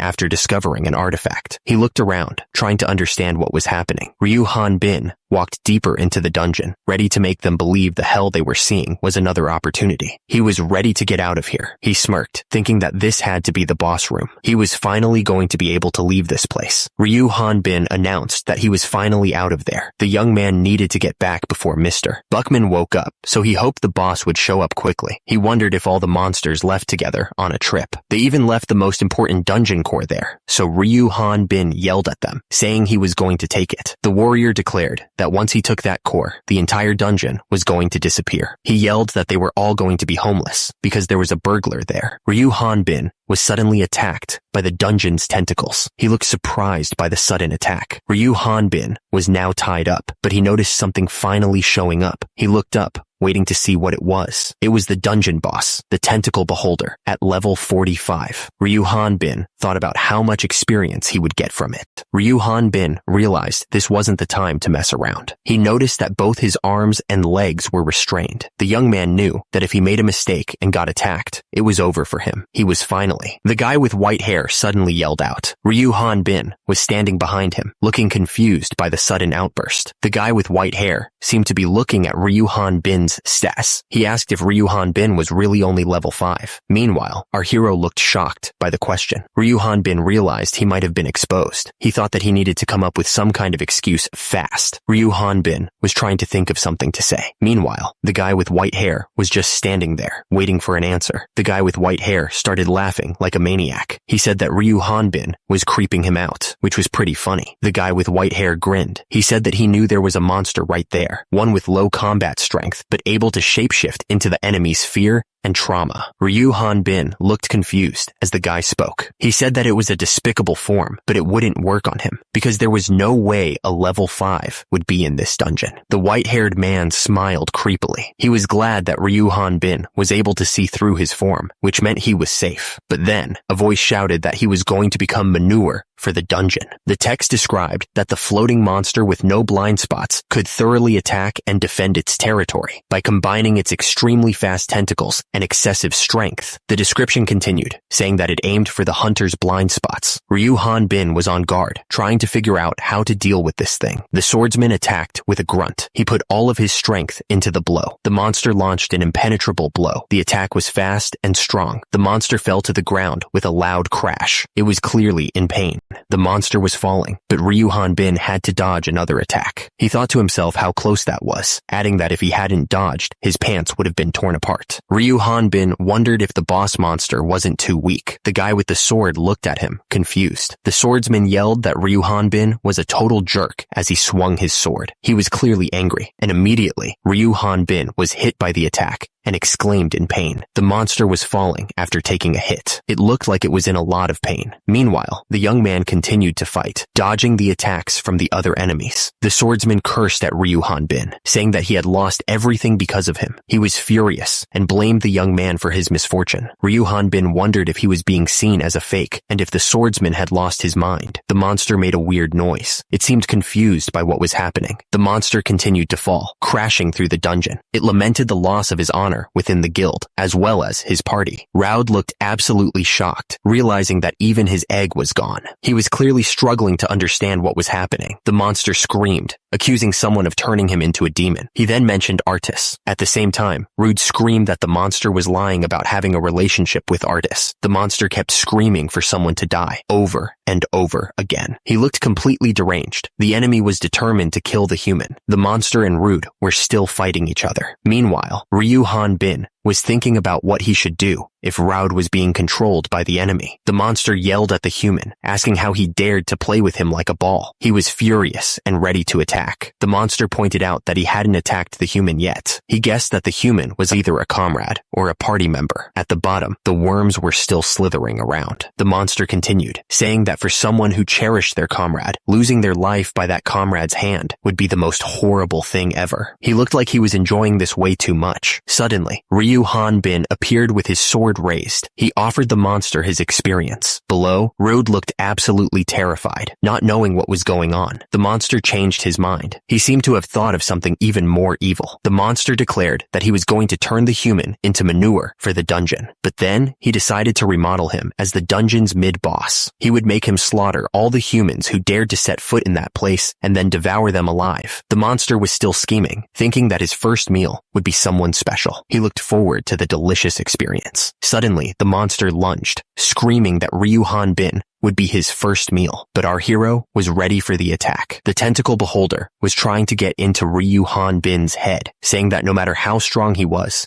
still just a human. He added that there was no way the guy would cut down his own comrade. At the same time, Ryu Hanbin looked unfazed by the monster's words. The monster was shocked, saying he missed the mark. He wondered when Ryu Hanbin had swung his blade. The ground cracked from the force of the swing. As a result of the attack, the monster's vision was splitting. Something bad was definitely happening. Ryu Hanbin looked at the monster and said, "Aw man, seriously?" He seemed a little annoyed. The monster was falling to pieces. He couldn't believe that this was a level 45 monster. He was clearly outmatched. The monster couldn't believe what was happening. He was screaming, asking how how it was possible for him to lose. Ryu Hanbin was standing there, looking unfazed. He was thinking that even the wind pressure from his swing was too powerful, and the guideline didn't even appear. He figured the dungeon boss was too weak, adding that Ryu Hanbin wasn't human. If such a monster existed, there was no point in opening the portal. The creature thought that all that was left was hope for the monsters in the Jot Forest. Before Ryu Hanbin took the core of the dungeon and made it disappear, the monster had to report back to him. As he was thinking this, one of his minions looked up at him. The little monster looked confused. He wondered if Ryu Hanbin was just a bug. The monster said that he was going to head back, but then he stopped, eyes wide. He told the minion to wait. The numbers were flying around, and the monster was losing his mind. He couldn't believe it was 54 billion. That's insane. The next morning had arrived. Buckman was pumping his muscles, feeling great. He was grunting with the effort. Buckman stepped out of his tent, feeling strong and powerful. He asked if his brother had seen Eric around. Gorman replied that he hadn't seen Eric since he woke up. He wondered if he'd gone to the bathroom, but even his weapon was missing. Gorman wondered if Eric went to the forest and got... Suddenly, the woman screamed. The man holding the small monster apologized for startling her. Eric was being scolded for disappearing without telling anyone. The woman looked really worried. He apologized, saying nothing had happened. At the bottom, Eric was smiling like crazy, but he kept saying nothing happened. He looked like he was hiding something big. Minutes earlier, Eric was staring at a huge number. It read 100,000. He was clearly surprised by the massive amount of EXP. The system window popped up, showing that he had exterminated a level 45 tentacle beholder. He obtained a whopping 113,340 EXP. Eric realized that a giant magic hound only gave him 258 XP. He needed 1,100 EXP to level up from 4 to 5. He figured it would only take 2,200 EXP to level up to 6. He was trying to figure out how many levels he jumped with 100,000 EXP, looking excited. The screen showed the EXP required until the next level, 54 billion. Eric's eyes went wide. He was totally shocked by the insane number. Eric realized that if he needed that much EXP, things were way worse than he thought. He looked totally stressed out by the insane math problem. Meanwhile, Eric was eating a meal with a big smile. Eric looked around a cave, still confused about the EXP situation. At the same time,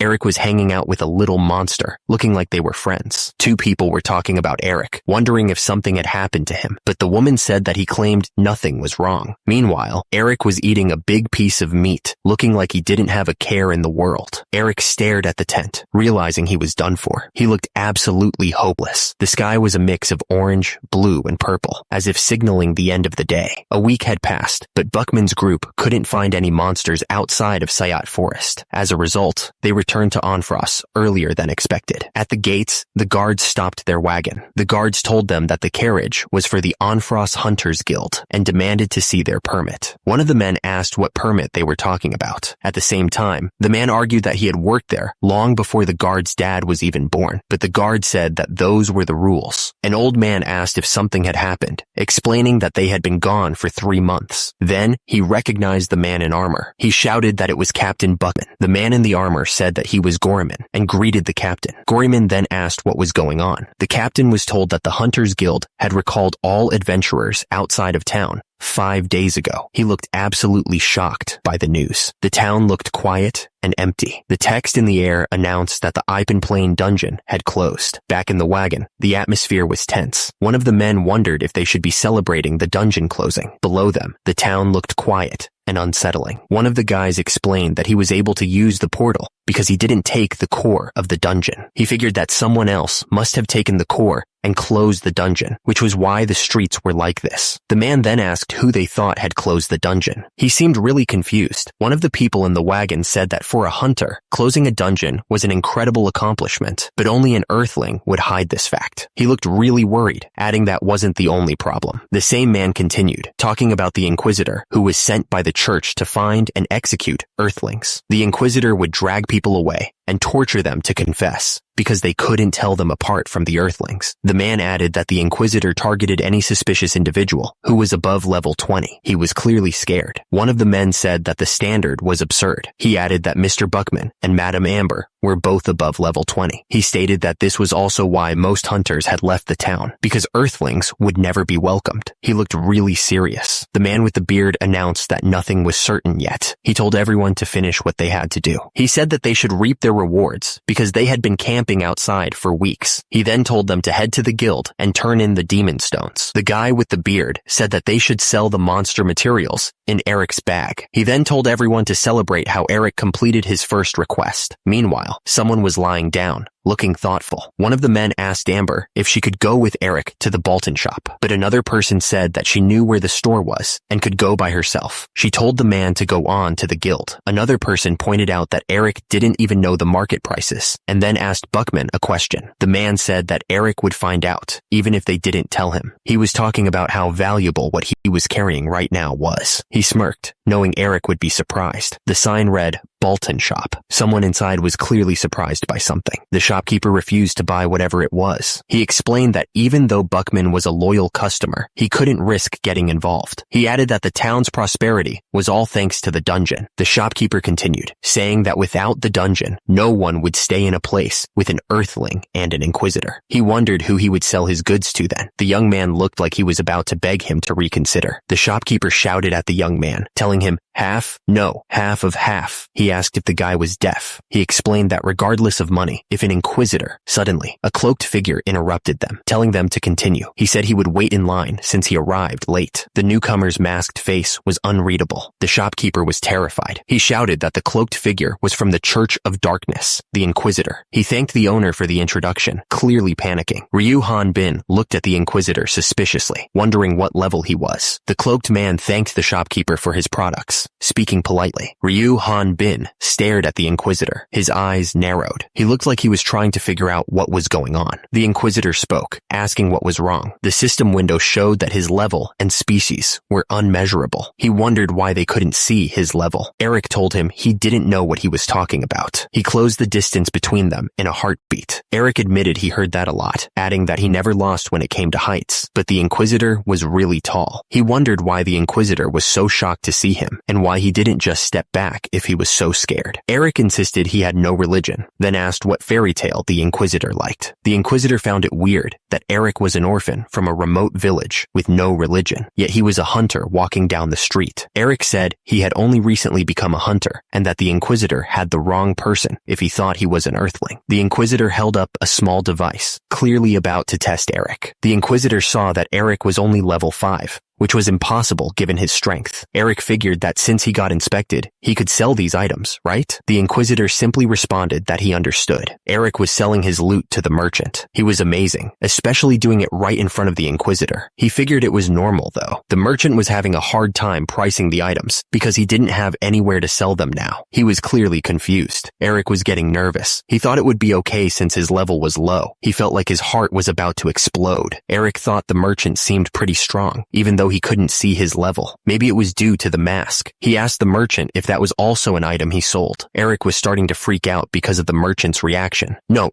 this item, he stammered, and at the same time the merchant was crying as he stared at the item. Suddenly, Eric bolted, trying to get away from the merchant as quickly as possible. He didn't want to deal with whatever was about to happen. But right then, the Inquisitor knelt down, picking up the artifact. The sudden movement made Eric freeze in place. The Inquisitor held the artifact in his hand, examining it closely.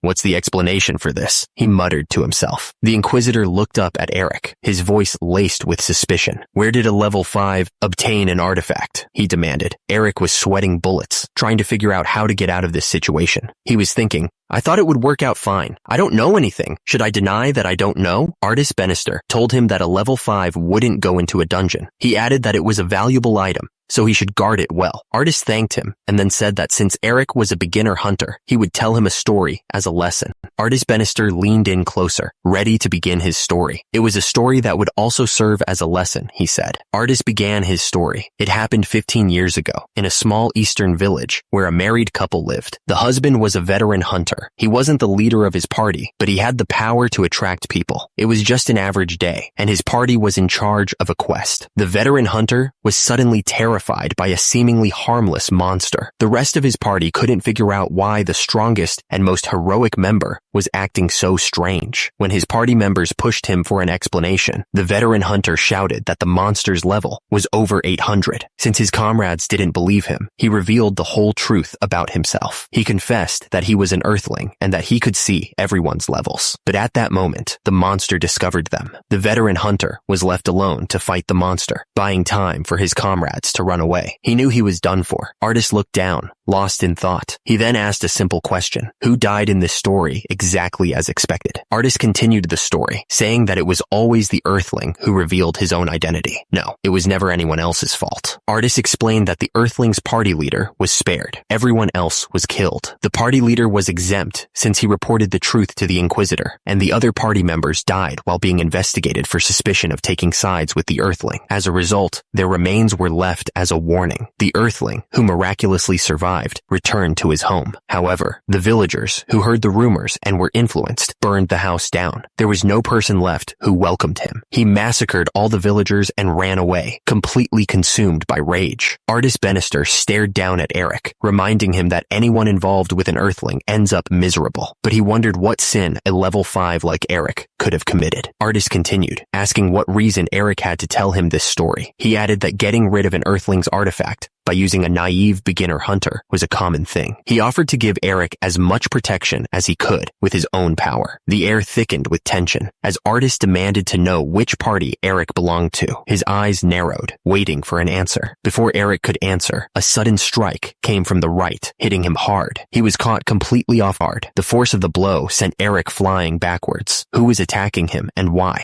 Just as Eric was about to speak, a hand slammed down on his head. "Excuse me," the attacker said, his voice dripping with sarcasm. Artist immediately intervened, his expression serious. He told the attacker that the priest seemed to have misunderstood something, adding that what he did was dangerous. Artist turned his fury on the attacker, his face contorted with rage. He screamed that the guy was a worthless, useless buffoon, asking if he couldn't even take care of a simple chore. Artist then blamed himself for leaving the artifact in the attacker's hands. He was starting to think that this was all his fault. Artist snapped, telling the attacker that was enough. He called him a muscle-brained vermin, ordering him to shut his mouth and stay hunched over. But then he paused, asking who he was. Artist Bannister gave a polite smile, trying to ease the tension. He said that he was sorry for the late introduction. Artist explained that he was the 37th head of the Bannister family. He added that they were the dragon hunter Bannister family. He had heard rumors that they had lost their place, but seeing the glowing dragon insignia, he figured it must have been a lie. Artist was still talking to Eric, explaining that he couldn't remove his mask while on unofficial business. Meanwhile, Ryu Han Bin looked confused by the whole situation, wondering if he was helping at all. Artist apologized for the situation,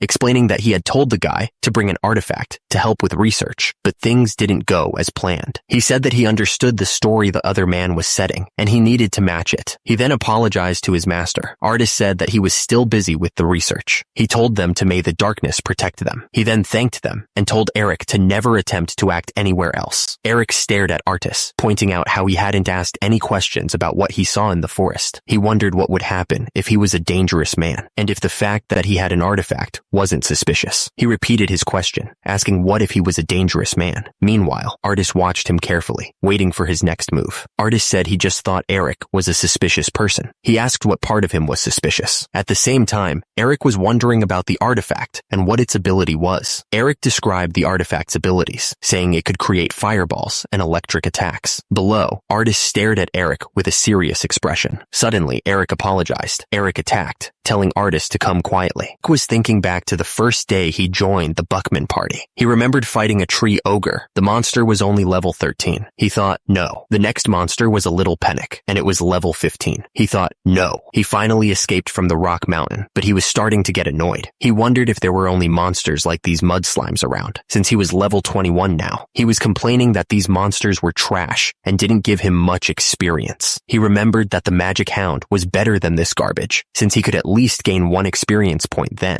Rick was completely focused on leveling up, swinging his sword and yelling about his need for more power. At the same time, below him, Eric's feet were visible, standing still as he observed Rick's battle. Rick suddenly stopped, remembering his name and Eric's. Eric looked up, surprised to be called out. Buckman told Eric not to be too nervous about joining the party, offering him a special welcome meal for the newbie. But then he got annoyed and told someone to stop talking nonsense to the newbie. Another member of the party chimed in, telling Eric to think of going out to the field field as waging war. She said that Buckman might have accepted him, but she hadn't yet. Eric was told that the party didn't need a kid who was picky about side dishes, and he should know that. Someone wondered how long someone like him would last there. Meanwhile, Rick was eating something and thinking that it couldn't be worse than magic hound meat. Rick stared at the food, his mind racing. He wondered how long it had been since he'd eaten anything that wasn't magic hound. How long had it been since he'd even used a fork? He looked around at the others, a strange feeling washing over him. Rick realized he wasn't alone anymore. The party was grilling meat and laughing, enjoying the moment. At the same time, they were all trying to feed Eric, who looked overwhelmed by the attention. Eric smiled, the first genuine smile they'd seen. He said that it was really hot and asked if he could have another bowl.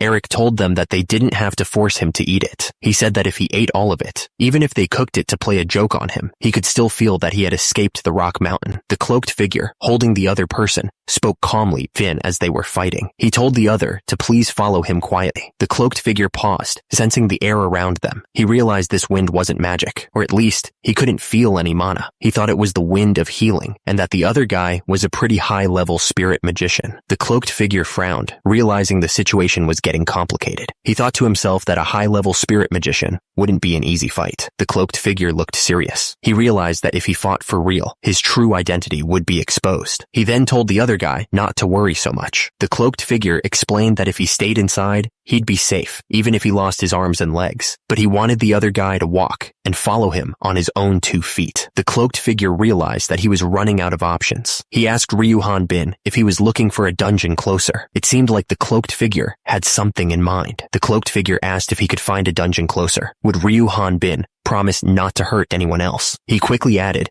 that they didn't have much time to waste. Ryuhan Bin looked the cloaked figure in the eye. He declared that he was the dungeon closer they were looking for. Suddenly, a voice echoed through the dungeon. It announced the return of a hero as light flooded the entrance. A man stepped forward, a mix of surprise and embarrassment on his face. He admitted he hadn't expected to actually return. He was also ashamed, admitting he hadn't realized someone could close the dungeon alone, adding that it was full of hardships. Raud was remembering the dungeon incident. Turns out, he had ended up getting knocked out. He was disgusted. He had defeated the boss without even realizing it. He took out the dungeon nucleus and closed the dungeon, but then it vanished, leaving them to starve in the middle of nowhere. Raud continued, explaining that they had found him as they were leaving Onfros. He was just grateful to be alive. He added that he had found them first, and they had saved his life, so they should at least do this much for him. Raud looked at them with a strange smile. He told them to look carefully, because the legend of Rude was about to begin right now. Raud suddenly yelled that he wasn't the one. He told the others to get inside right away. Rude Estelpia was 21 years old. The guards said they were putting him in a cell for now, adding that they thought the artifact was real. Meanwhile, the 2 people were talking about Rude. One of them admitted that he didn't know Rude was a dungeon closer, and that he thought he had temporarily become a monster back then. He didn't realize it was really Rude. The representative of the Church of Darkness apologized to the others. He insisted that the church hadn't done anything wrong, but he was still worried about what would happen to Rude. The Church of Darkness representative explained that Raud's location was a secret.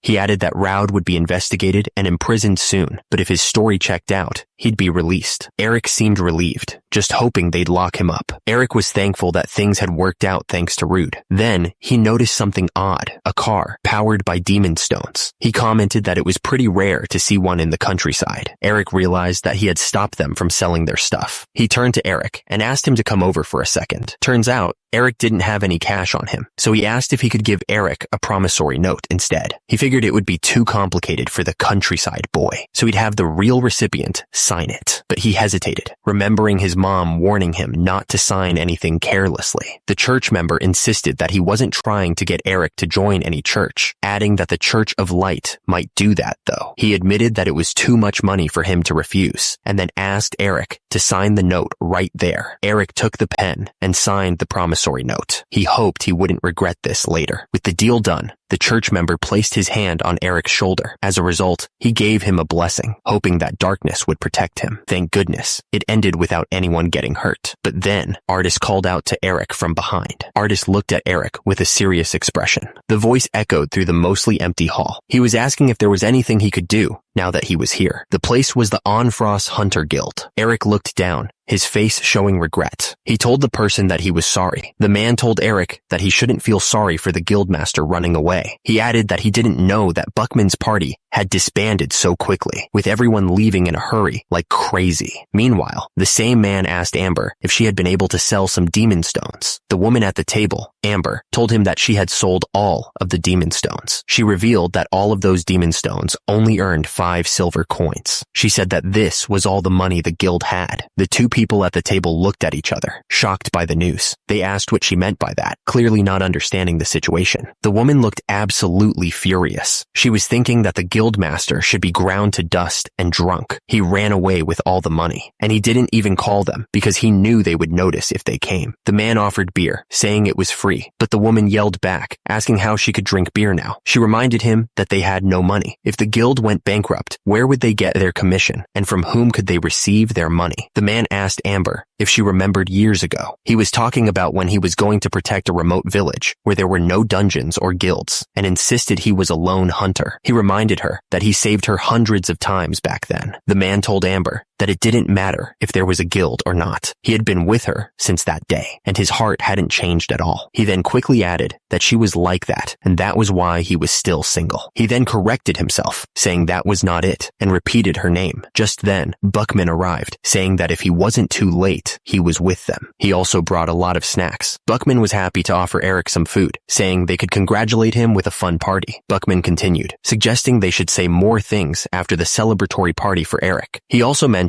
getting together alone with the woman once everybody was gathered. The party was in full swing. Everyone was eating and drinking, enjoying the moment. The group seemed relaxed and happy, enjoying the food and each other's company. Suddenly, the man looked utterly shocked. He was thinking, why, you? Everything had been so calm just a moment ago. But suddenly, the door below exploded inward with a loud crash. Buckman looked absolutely furious. He was about to do something about this. The guy who'd burst in was holding Eric's bag tightly. He was panting hard as he demanded to know why the man had it. Eric was in bad shape, looking up with pure terror in his eyes. He begged someone to help him. The guy holding the bag went down hard. Buckman didn't hesitate, running straight at him while Eric was shouting for Artis. The guy who'd burst in was still out cold, but several people were already hauling Eric's bag away. It was a heavy-looking thing, stuffed to the brim. Artis was sitting down, looking pretty relaxed, all things considered. He said that Eric was amazing for carrying all that heavy stuff. Buckman stepped forward, looking concerned. He demanded to know what was going on and why they were carrying Eric's bag. He pointed out that the materials inside were gone, which was not good. Artis looked up, a little worried. He asked if something had happened to Eric, explaining that Eric had asked him to do this. Buckman ignored him and kept digging through the bag. He called out to the others to take a look at what he'd found. The hunter stared into the bag, eyes wide. There was money inside, and a lot more than he expected. Turns out, each of those bags was packed with 1,000 EX, and there were 10 of them. That was a lot of cash. Buckman's jaw dropped. How many monster materials had Eric sold to get this much money? It was way too much. At that moment, Artis spoke up, telling Buckman that Eric had also asked him to give him something.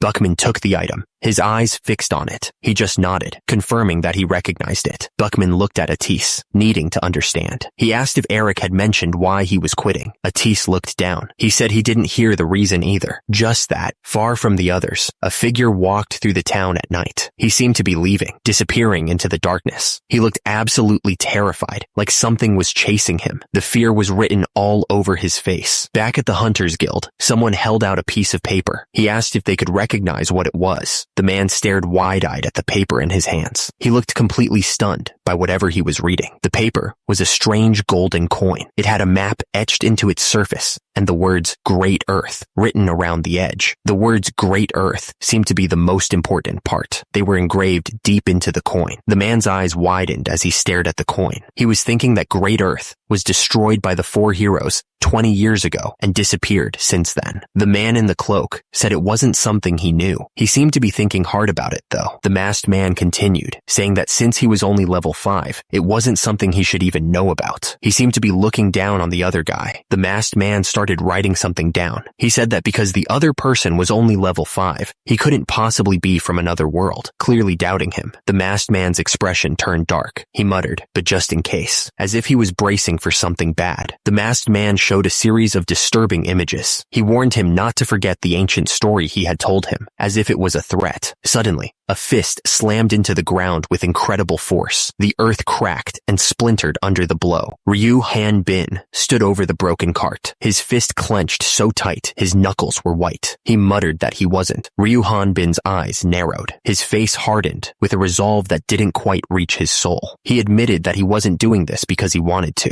The group of toughs surrounded Ryu Han Bin, their expressions a mix of anger and confusion. The air crackled with unspoken threats. The men's faces contorted with rage, their eyes burning into him. They looked ready to explode at any second. Meanwhile, back at the guild, Amber and the other women were in a panic. One of them said he couldn't just quit like that, and they should go talk to him, asking what more did he need to hear. The man insisted that he was definitely going to tell Eric to think things over again. But then he told the others to stop, calling Artis brother. Artis's brother looked determined, but he admitted that he couldn't force anyone to risk their lives doing their dangerous work. The group looked at Artis, concerned, but one of them just said his name, not sure what to add. Artis's brother added that if they ever met Eric again, they should tell him that they always welcome bag carriers. He added that he would fix him up and re-educate him completely. Amber looked determined and said that she would do her best to get him to come back. She muttered that if that scumbag came back, she wouldn't be too nice to him. Artis told her not to be too hard on Eric, because he might have been too cold to him. Atis looked down, his red eyes intense. He muttered that he didn't know what was going on, but even just a little. Atis's face was close, his red eye filled with emotion. He confessed that he was jealous. Eric was surrounded by a bright blue light that shook the room. Something was happening to him. Someone offered Eric water, and he took it. The old man shouted that he was awake. The other man told the old man to go away, saying he had done good work. Eric looked around, confused, and wondered where he was.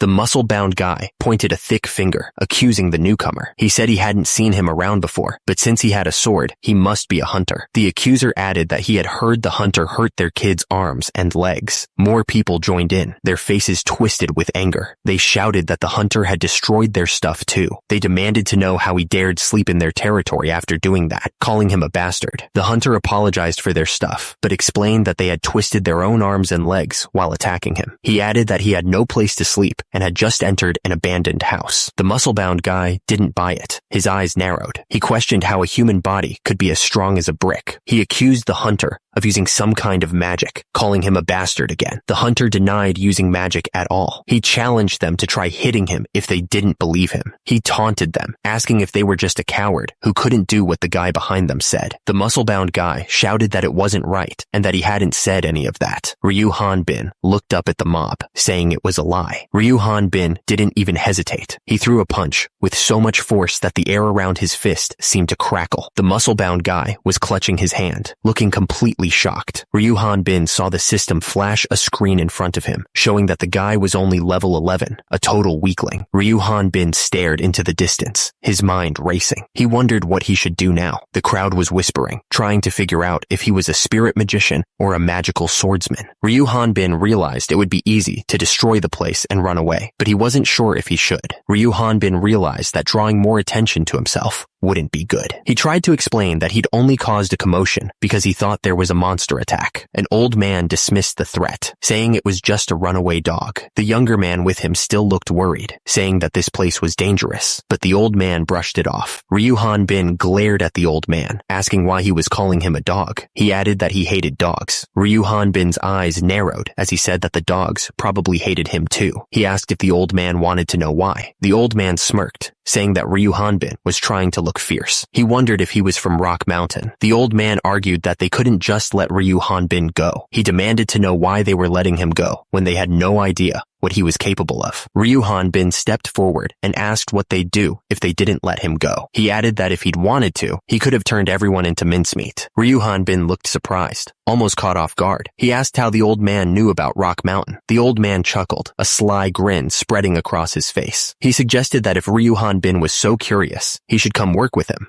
After the dungeon was destroyed, the world was still trying to recover. The destruction had changed everything. The story now takes place in Onfrost City, specifically in the suburban area on the East Castle Wall. It was a place trying to rebuild. Many houses were damaged and people were trying to fix them. The whole area looked like a disaster zone. One of the robbers laughed, saying the house was pathetic. He ordered his people to take all the kitchenware and furniture they could find to sell for money. A woman holding her child shouted, asking why they were doing this to her family. She said they must not have heard who the man of the house was. The robber grinned, boasting that they would end him today. He even added a deer to the end of the threat, like he was talking to his wife. Suddenly, the old man burst into the room, looking absolutely furious. He shouted at the robbers, asking what the hell they were doing. The old man warned that they were in his house, messing with his family. He told them not to lay a single finger on his loved ones. The robbers sighed, saying the old man was making him tired. He ordered someone to get the hammer. The old man stared at the weapon in disbelief. He stammered, asking if that thing was really a hammer. The attacker just shrugged, carrying the massive rock hammer over his shoulder.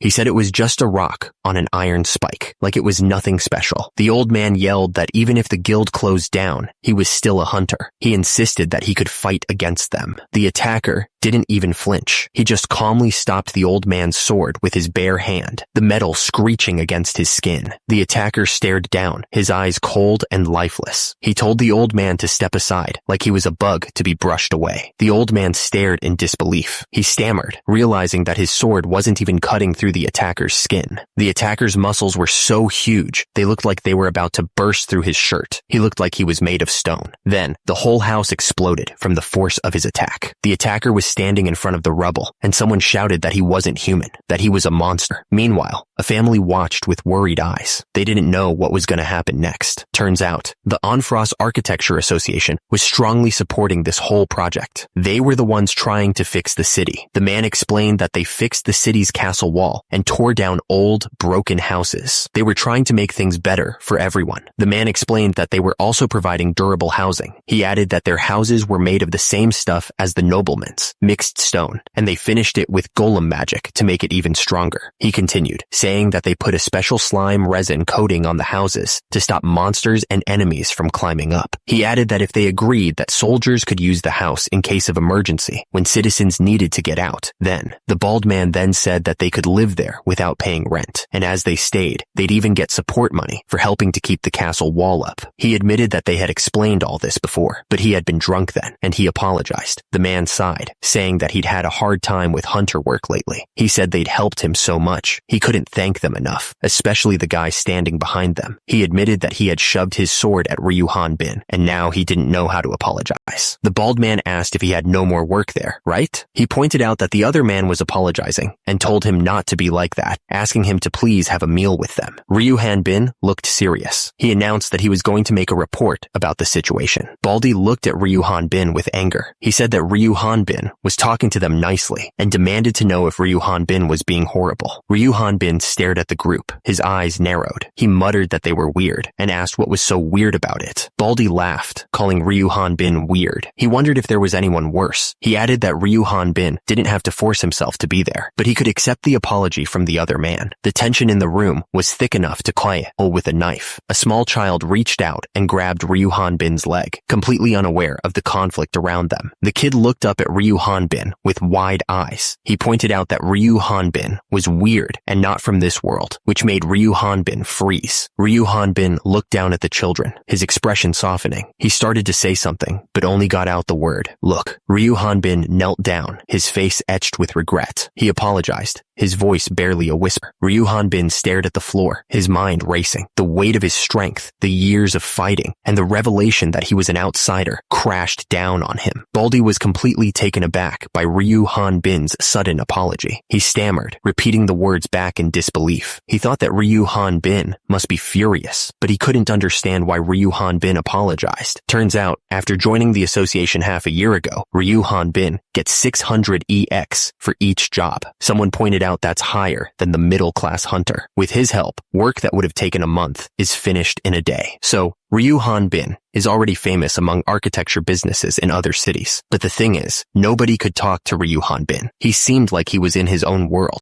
Suddenly, Ryu Hanbin burst into the room. The old man looked up, surprised. He demanded to know where Ryu Hanbin's manners were, and that this wasn't his room. Ryu Hanbin pointed at something, his face angry. The old man said that there was no such building design there. Nobody here must have seen a building like that. Ryu Hanbin looked absolutely furious. He shouted that he'd been sent there after paying a lot of money, but he wasn't doing anything. He complained that he never talked, and everyone thought he was mute. Ryu Hanbin slammed his hand on the table, making the old man jump. He demanded to know if he was kidding him, or if he was playing with him. Ryu Hanbin towered over the old man, his voice rising. He pointed out that he had done what the old man wanted for 5 months after he talked about Rock Mountain. Ryu Hanbin's anger reached a boiling point. He shouted, demanding to know what more the old man wanted from him. Papers flew everywhere as he gestured wildly. Ryu Hanbin collapsed to the floor, his anger suddenly gone, replaced by despair. He asked quietly what he was supposed to do. The old man looked at Ryu Hanbin with a deep frown. He told him that he sucked. The old man continued, saying that years ago, everyone lived like humans, including them. Ryu Hanbin looked at the old man, a strange glint in his eyes. He said that people from another world were involved, and he thought the old man knew about it. Ryu Hanbin pressed on, recalling how the old man couldn't sleep comfortably and ate food while hiding. He asked if the old man knew why he didn't talk. Ryu Hanbin admitted that he was from another world, but that wasn't the whole story. The old man stared at his own reflection, a sad look on his face. He told Ryu Hanbin that it was because he didn't live like other people. The old man continued, explaining that to people from another world, they only saw hunters. He recalled how, years ago, when the first person from the outside came, there were a lot more people in jobs that had nothing to do with hunting. Meanwhile, Ryu Hanbin listened intently, his expression unreadable. The old man said that if he didn't fight and lived quietly, nobody would think he was weird. The old man looked up at Ryu Hanbin, his voice filled with a strange emotion. He pleaded that if he wanted to live like a human. The old man warned Ryu Hanbin not to get associated with hunters after this job. He added that this was a hunter job request. A gloved hand knocked firmly on the wooden door, the sound echoing in the room. The person on the other side declared that they had no reason to accept whatever was being offered. Ryu Hanbin stood tall, holding some papers, while the old man sat behind his desk. The old man stated that such work didn't help him at the moment. The old man leaned forward, his expression intense. He admitted that someone had told him that Ryu Hanbin would take the job no matter what he said. Ryu Hanbin turned his head slightly, looking into the room. He told the person on the other side to come in. Ryu Hanbin's face was set with a serious expression. His eyes narrowed slightly. He waited, his expression unreadable. Ryu Hanbin watched as the person walked into the room, his expression still unreadable. He waited, trying to figure out who it was. Ryu Hanbin stared, surprised. Then Eric entered, looking relieved. Eric exclaimed, "Thank God you look healthy, Artis." Ryu Hanbin started to panic, pointing at the old man. He asked how Artis knew he was here and came looking for him. He added that he had to hide his face and wondered how the old man was going to hide his huge body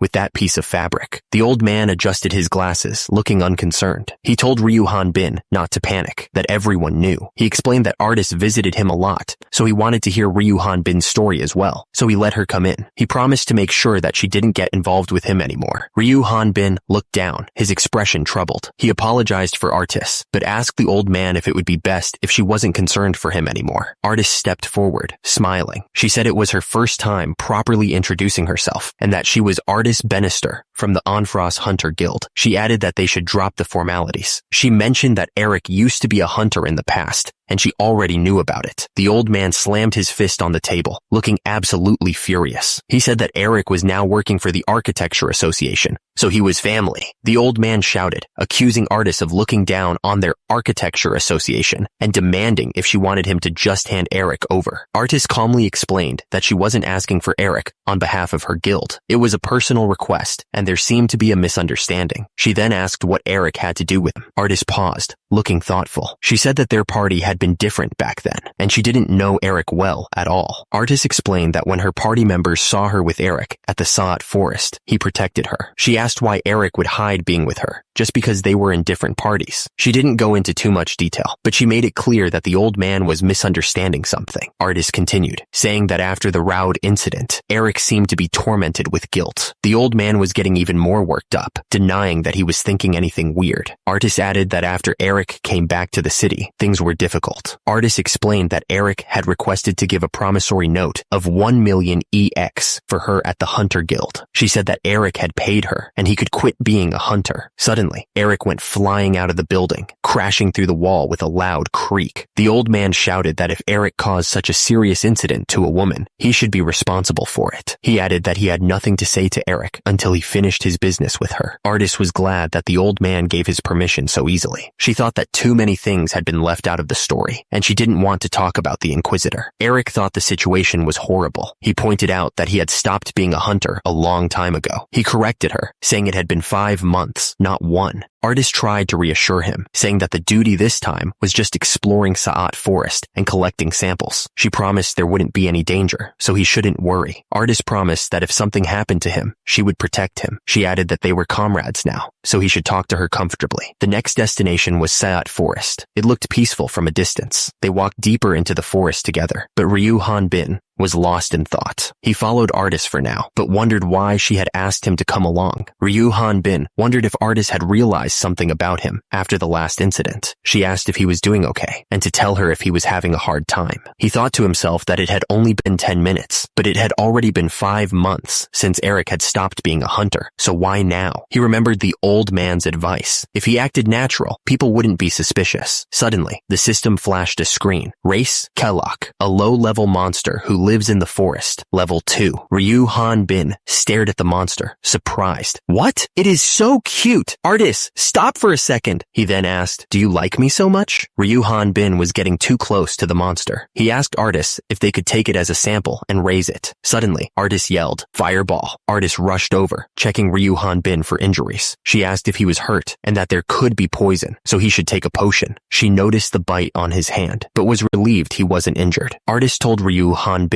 to call her straight away if he found a sample next time. She then asked if his blood was blue and was relieved to see it was red. After that, their exploration continued. Ryu Hanbin looked down. A baby Kalak perched on his shoulder, but then Artis just torched everything. The trees went up in flames. She torched everything in sight. Ryu Hanbin just stood there, watching the forest burn. And then Artis torched the forest again. She said that this forest has a lot of dangerous monsters. Artis looked at Eric, her eyes full of worry. She asked if he was hurt. Ryu Hanbin said that he was okay, but he forbid Artis from using fire magic for now. He told her not to worry about the forest, because if he stopped the magic power, the fire would be extinguished. Artis looked up at the sky and said that she would try as much as she could. Wow. Then, the sound of wood splitting echoed through the forest. It was a strange sound to hear after all that fire. Ryu Hanbin asked if Raud's group was the first one Atis had ever joined. Atis confirmed that it was. Ryu Hanbin looked concerned and said that wasn't good at all. Atis explained that he felt awkward around Rude, and he actually didn't have any experience with parties. He added that it was his first time even sleeping outside. Ryu Hanbin asked why he joined the Hunter Guild then. Atis said he thought it would be fun to collect research materials on his own. Atis went on to say that magicians also increase their level when they do magic research, so he never had any reason to go outside. Ryu Hanbin was clearly confused and asked what kind of dragon hunter catches a dragon at home. Atis insisted that he had nothing to do with his family's business. He added that these days, dragons are nearly extinct, so it's hard to even find them. Ryu Hanbin looked surprised and asked if there really weren't any dragons, and why. Atise tilted his head and asked if Ryu Hanbin was interested in them. Ryu Hanbin grinned, imagining the possibilities. He said if he caught one, he could level up. He added that where he lived, there weren't any dragons, and they were rare monsters, so it was hard to even see them. Suddenly, Ryu Hanbin thought about monsters. He was starting to see things differently. Ryu Hanbin turned back to Atise and continued, explaining that dragons were definitely something to be feared. He described them flying in the sky with wings as big as castle walls, burning the earth with limitless magic power. But the real reason why he was afraid of them was, Ryu Hanbin said that your level rises when you just kill the enemy, like the people from another world. But he added that dragons are intelligent and you can talk them. Ryu Hanbin's expression softened. He suggested that maybe they were hiding for them to survive quietly. He added that they could be lonely. Ryu Hanbin said that even if they were lonely, it would be better for them to live safely. He mentioned a wyvern he knew. Atise laughed, saying a wyvern who could talk was the best joke he'd heard recently. He added that it was true.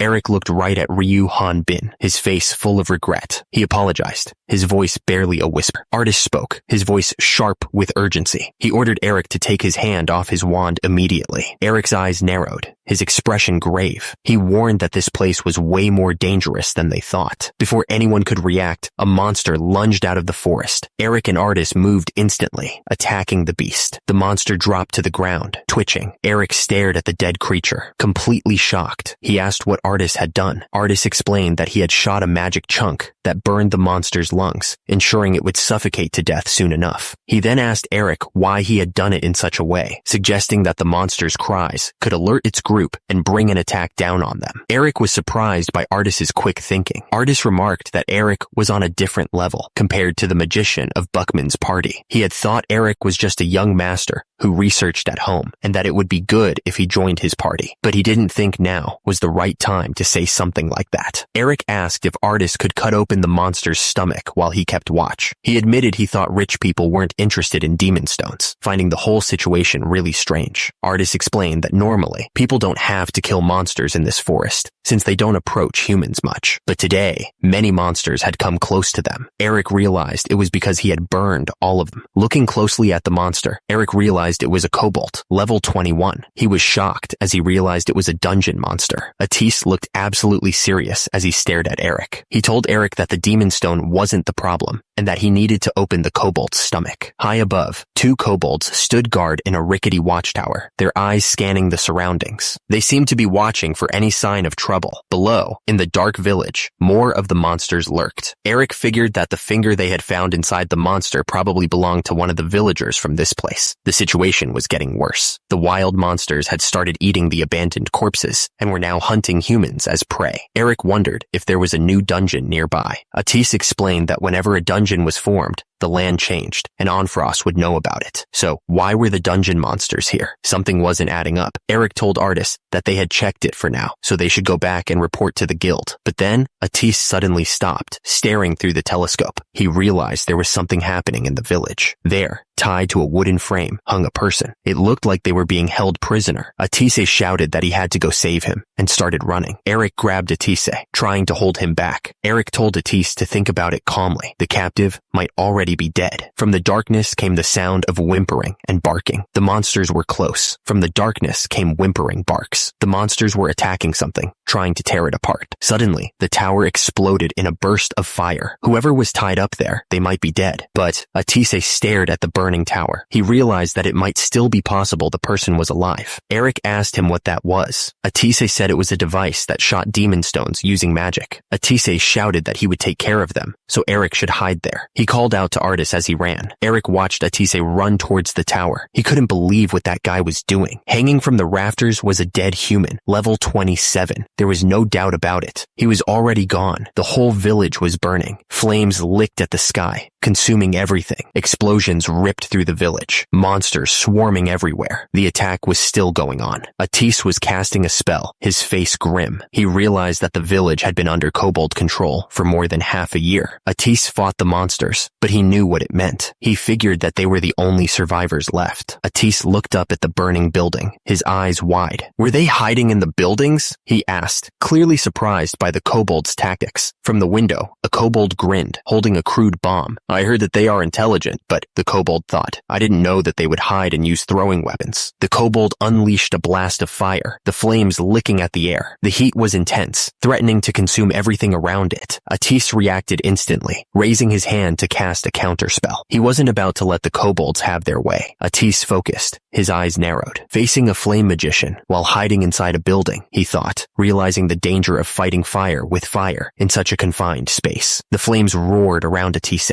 threatening to engulf him completely. He had been too reckless, and now he was paying the price. Atise glanced down at his hand, realizing he'd overdone it. The monster behind him was ready to strike. The monster roared, its breath hot and foul. It charged forward, ready to tear Atise apart. The monster lunged, its fangs bared and eyes filled with rage. It was moving faster than Atise could react. Atise's face was pale with fear. He knew he was in serious trouble. The explosion ripped through the air, shaking the ground. The monster's face contorted in pain and shock as the flames engulfed it. From above, the village looked like a graveyard. with burnt houses and scattered debris. Atise and Ryu Hanbin stood near a covered body, the only signs of life in the desolate landscape. Ryu Hanbin stared at the body, his expression grim. Burning the mountain with fire was nothing. At the end, you were right, he said, his voice low. This person is dead, and quite a long time ago. Those bastard monsters, they hanged up a man to kill him. It wasn't done by the monsters. He died due to the cold. Atise looked up, confused. Froze to death? I lived here for 1 year and never felt cold. That's not it. Ryu Hanbin nodded grimly. This person. He pointed to the golden card in Atise's hand. He was a level 27 hunter at Onfrost Hunter Guild. Atise's eyes widened. Him too? What do you mean him too? Ryu Hanbin sighed. There was a lot of hunter markings on the trash outside the village. Ryu Hanbin was thinking out loud. Not all the villagers could have been hunters, but the Sot Forest didn't provide much work. If a number of people disappeared like this, the guild would know about it. The hunters must have disappeared slowly to a place where people wouldn't know. Suddenly, Ryu Hanbin's eyes widened. Dungeon! He shouted, the realization hitting him hard. Ryu Hanbin continued. The dungeon at Ipen Plain. Rude closed it half a year ago, so the timing is right. But how do you transport people from Ipen Plain to here? Ryu Hanbin frowned. That dungeon was centered on Onfrost, and on the opposite side, it is too far away. Atise, he said, turning to her. Atise looked up at Ryu Hanbin, pointing towards the glowing portal. Wouldn't it be possible with this? She asked, a glimmer of hope in her eyes. Atise stared at the sight before her, completely shocked. This is, she began, unable to finish the sentence. It was a portal, shimmering with magical energy. A portal! Atise exclaimed. She pointed out the objects floating above it. It's closed right now. Ryu Hanbin turned to Atise, a skeptical look on his face. Could the kobolds make something like this? He asked. He snorted. Kobolds? The only thing they can make are corpses and trash. Ryu Hanbin's eyes narrowed as a troubling thought crossed his mind. Then, what about Totiro? He wondered aloud, his voice laced with concern. Atise shook her head, dismissing the idea. Let's stop joking around, she said. A short-distance portal can only be made by a level 40 magician who is experienced with spatial transition magic. Atise stared at the portal, her expression filled with concern. From here to Ipen Plain, she said, her voice trailing off. She looked worried. At least level 60. No, maybe higher. Ryu Hanbin glanced at the portal, a shiver running down his spine. That makes me shiver, he muttered, steeling his resolve. Atise turned her gaze back to the swirling portal, a new worry etched on her face. The magician who made that portal, what if you meet him as your enemy? She asked, her voice laced with concern. Ryu Hanbin stared at the portal, his expression hardening with resolve. Of course then, he said, his voice grim. His eyes widened in disbelief, her face paling. This can't be. Lich, she exclaimed, fear creeping into her voice. Ryu Hanbin's expression turned grim as he assessed the situation. It seems so, he muttered, his eyes narrowing. Also, it seems that its level is high. Suddenly, the system identified the figure as a lich, a level 72 magician who had slowly transformed into an undead monster, resurrected with a destroyed body. The lich cackled, its voice echoing through the ruins. This one didn't expect that a guest would come and left a seat empty. The lich scanned the devastated village, its skeletal fingers twitching. Well, I still see no trace of him. It looks like my kids played well with you, the lich said, its voice dripping with amusement. Let's see. A trace of burned mana. The firepower is good too. The lich's gaze snapped towards Ryu Hanbin and Atise, its eyes burning with an eerie light. You there! The lich boomed, its voice echoing. Are you a magician? And is there another person? Atise quickly silenced Ryu Hanbin, putting a finger to her lips. What's wrong with him? Shh, she whispered. She explained that the lich had probably lost his 5 senses when he became an undead. Instead, the lich was sensing the mana around him. Atise explained. Even if the lich sensed her as a magician, he couldn't sense Ryu Hanbin because he has no magic. Atise looked at Ryu Hanbin with worry. Eric, if it's you, then you might be able to escape, she said, her voice laced with concern. Suddenly, the lich's voice echoed, demanding an answer to his question. If a question is asked, you have to answer it, he boomed. A green light flashed in his empty eye socket. Ah, now I can see a bit. The lich's voice thundered through the air, singling out his target. Eric, he shouted, his skeletal hand outstretched. Eric tried to reassure Atise. It's all right. He missed, he said, trying to sound calm. He told her not to worry about him and to keep her eyes on the lich. Eric knew the lich wasn't going to let them go. He was sure of it after getting hit. Eric and Atise stared at the lich, Lich, a chilling realization washing over them. Eric admitted that they were no match for the Lich if Atis fought alone. Eric paused, his mind drifting to a distant memory. He remembered once asking his married colleagues, "What is a married couple?" He recalled the answer, the words still echoing in his mind. It was about sharing a vision, looking at the same place together, as a couple. Eric's thoughts turned to James and Katerina. He'd been so impressed by the idea of shared vision that he'd brought them into existence. The Lich's face contorted in rage. Husband and wife. Of course, Katerina refused my confession and dated James, but who cares? He shouted. Suddenly, a blast of magic erupted from below, interrupting his rant. The Lich's eye sockets narrowed, his gaze intense. "By the way, are you even listening to me?" he demanded, his voice echoing through the battlefield. The Lich gestured dramatically, his voice booming across the battlefield. "Now give up," he yelled, his words hanging in the air like a challenge. Eric frowned, watching Artis's movements. "What is it, Artis? Your aiming is weird." "That's not it," he said, concern etched on his face. Artis gritted her teeth, struggling to maintain her focus. "This guy's magic is guiding my mana and curving it. It's a waste of time," she explained, frustration evident in her voice. The Lich's face contorted into a sinister grin. "You can't add an ember to your mana output," he said. "But since it's fun to use your magic as a shadowless spear, let me tear you a bit apart, okay?" Even as the Lich prepared his attack, Artis looked at Eric with pleading eyes. "Even if my level was high, Eric, run," he urged, his voice strained with desperation. The Lich raised a bony finger, his voice dripping with sarcasm. "I already said its use." The Lich's face twisted, and he finished his sentence. "Less." A massive explosion erupted behind them, sending shockwaves through the air. Eric grabbed Artis's hand, and they both sprinted away from the blast, hoping to outrun the Lich's devastating magic. Ryu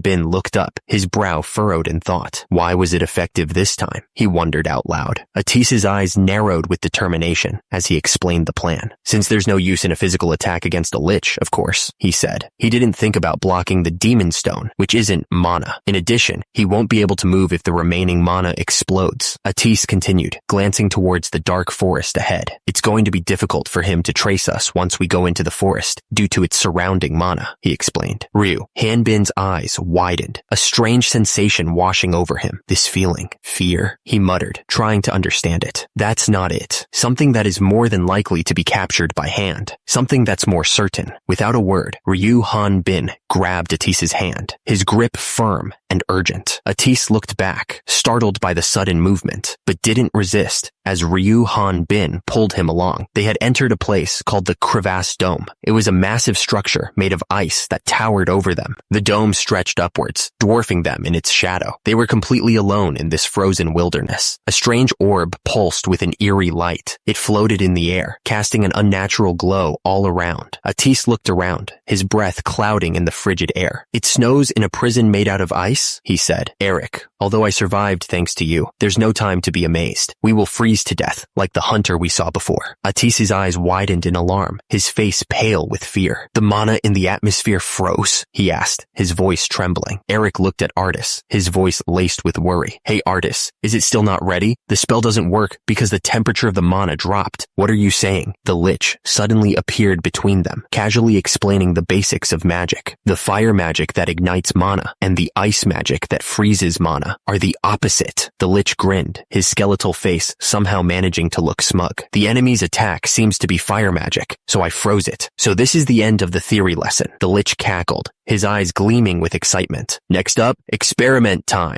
The Lich unleashed a wave of freezing energy, creating a massive storm of ice that engulfed everything around them. The air crackled with cold as he summoned the freezing storm. The air was bitingly cold, sending shivers down his spine. Ryu Bin thought to himself that it wasn't so bad that he couldn't handle it. He figured his high stats were probably helping him out a lot. On the other hand, Artis was struggling to endure the cold. The Lich asked how it felt to have his lungs freezing. He added that he wouldn't know since he didn't have lungs. The Lich said, "They say it's painful when the mana inside the body freezes." The Lich leaned in close, promising that if Artis just fainted quietly, he wouldn't do a painful experiment. He swore he wouldn't. Ryu Bin thought to himself that the skeleton wasn't planning on killing Artis right away. He could fight once Artis lost consciousness, so he could live like a human. He was doing this for Artis. Artis fell to his knees in the snow, his breath clouding the air. "I'm sorry, Eric." He looked down, admitting, "I was selfish." Artis was clearly desperate. He began using magic on himself, the energy crackling around him. Ryu Hanbin's eyes widened as he saw what Atis was doing. "What are you doing? Using magic on yourself?" The lich cackled,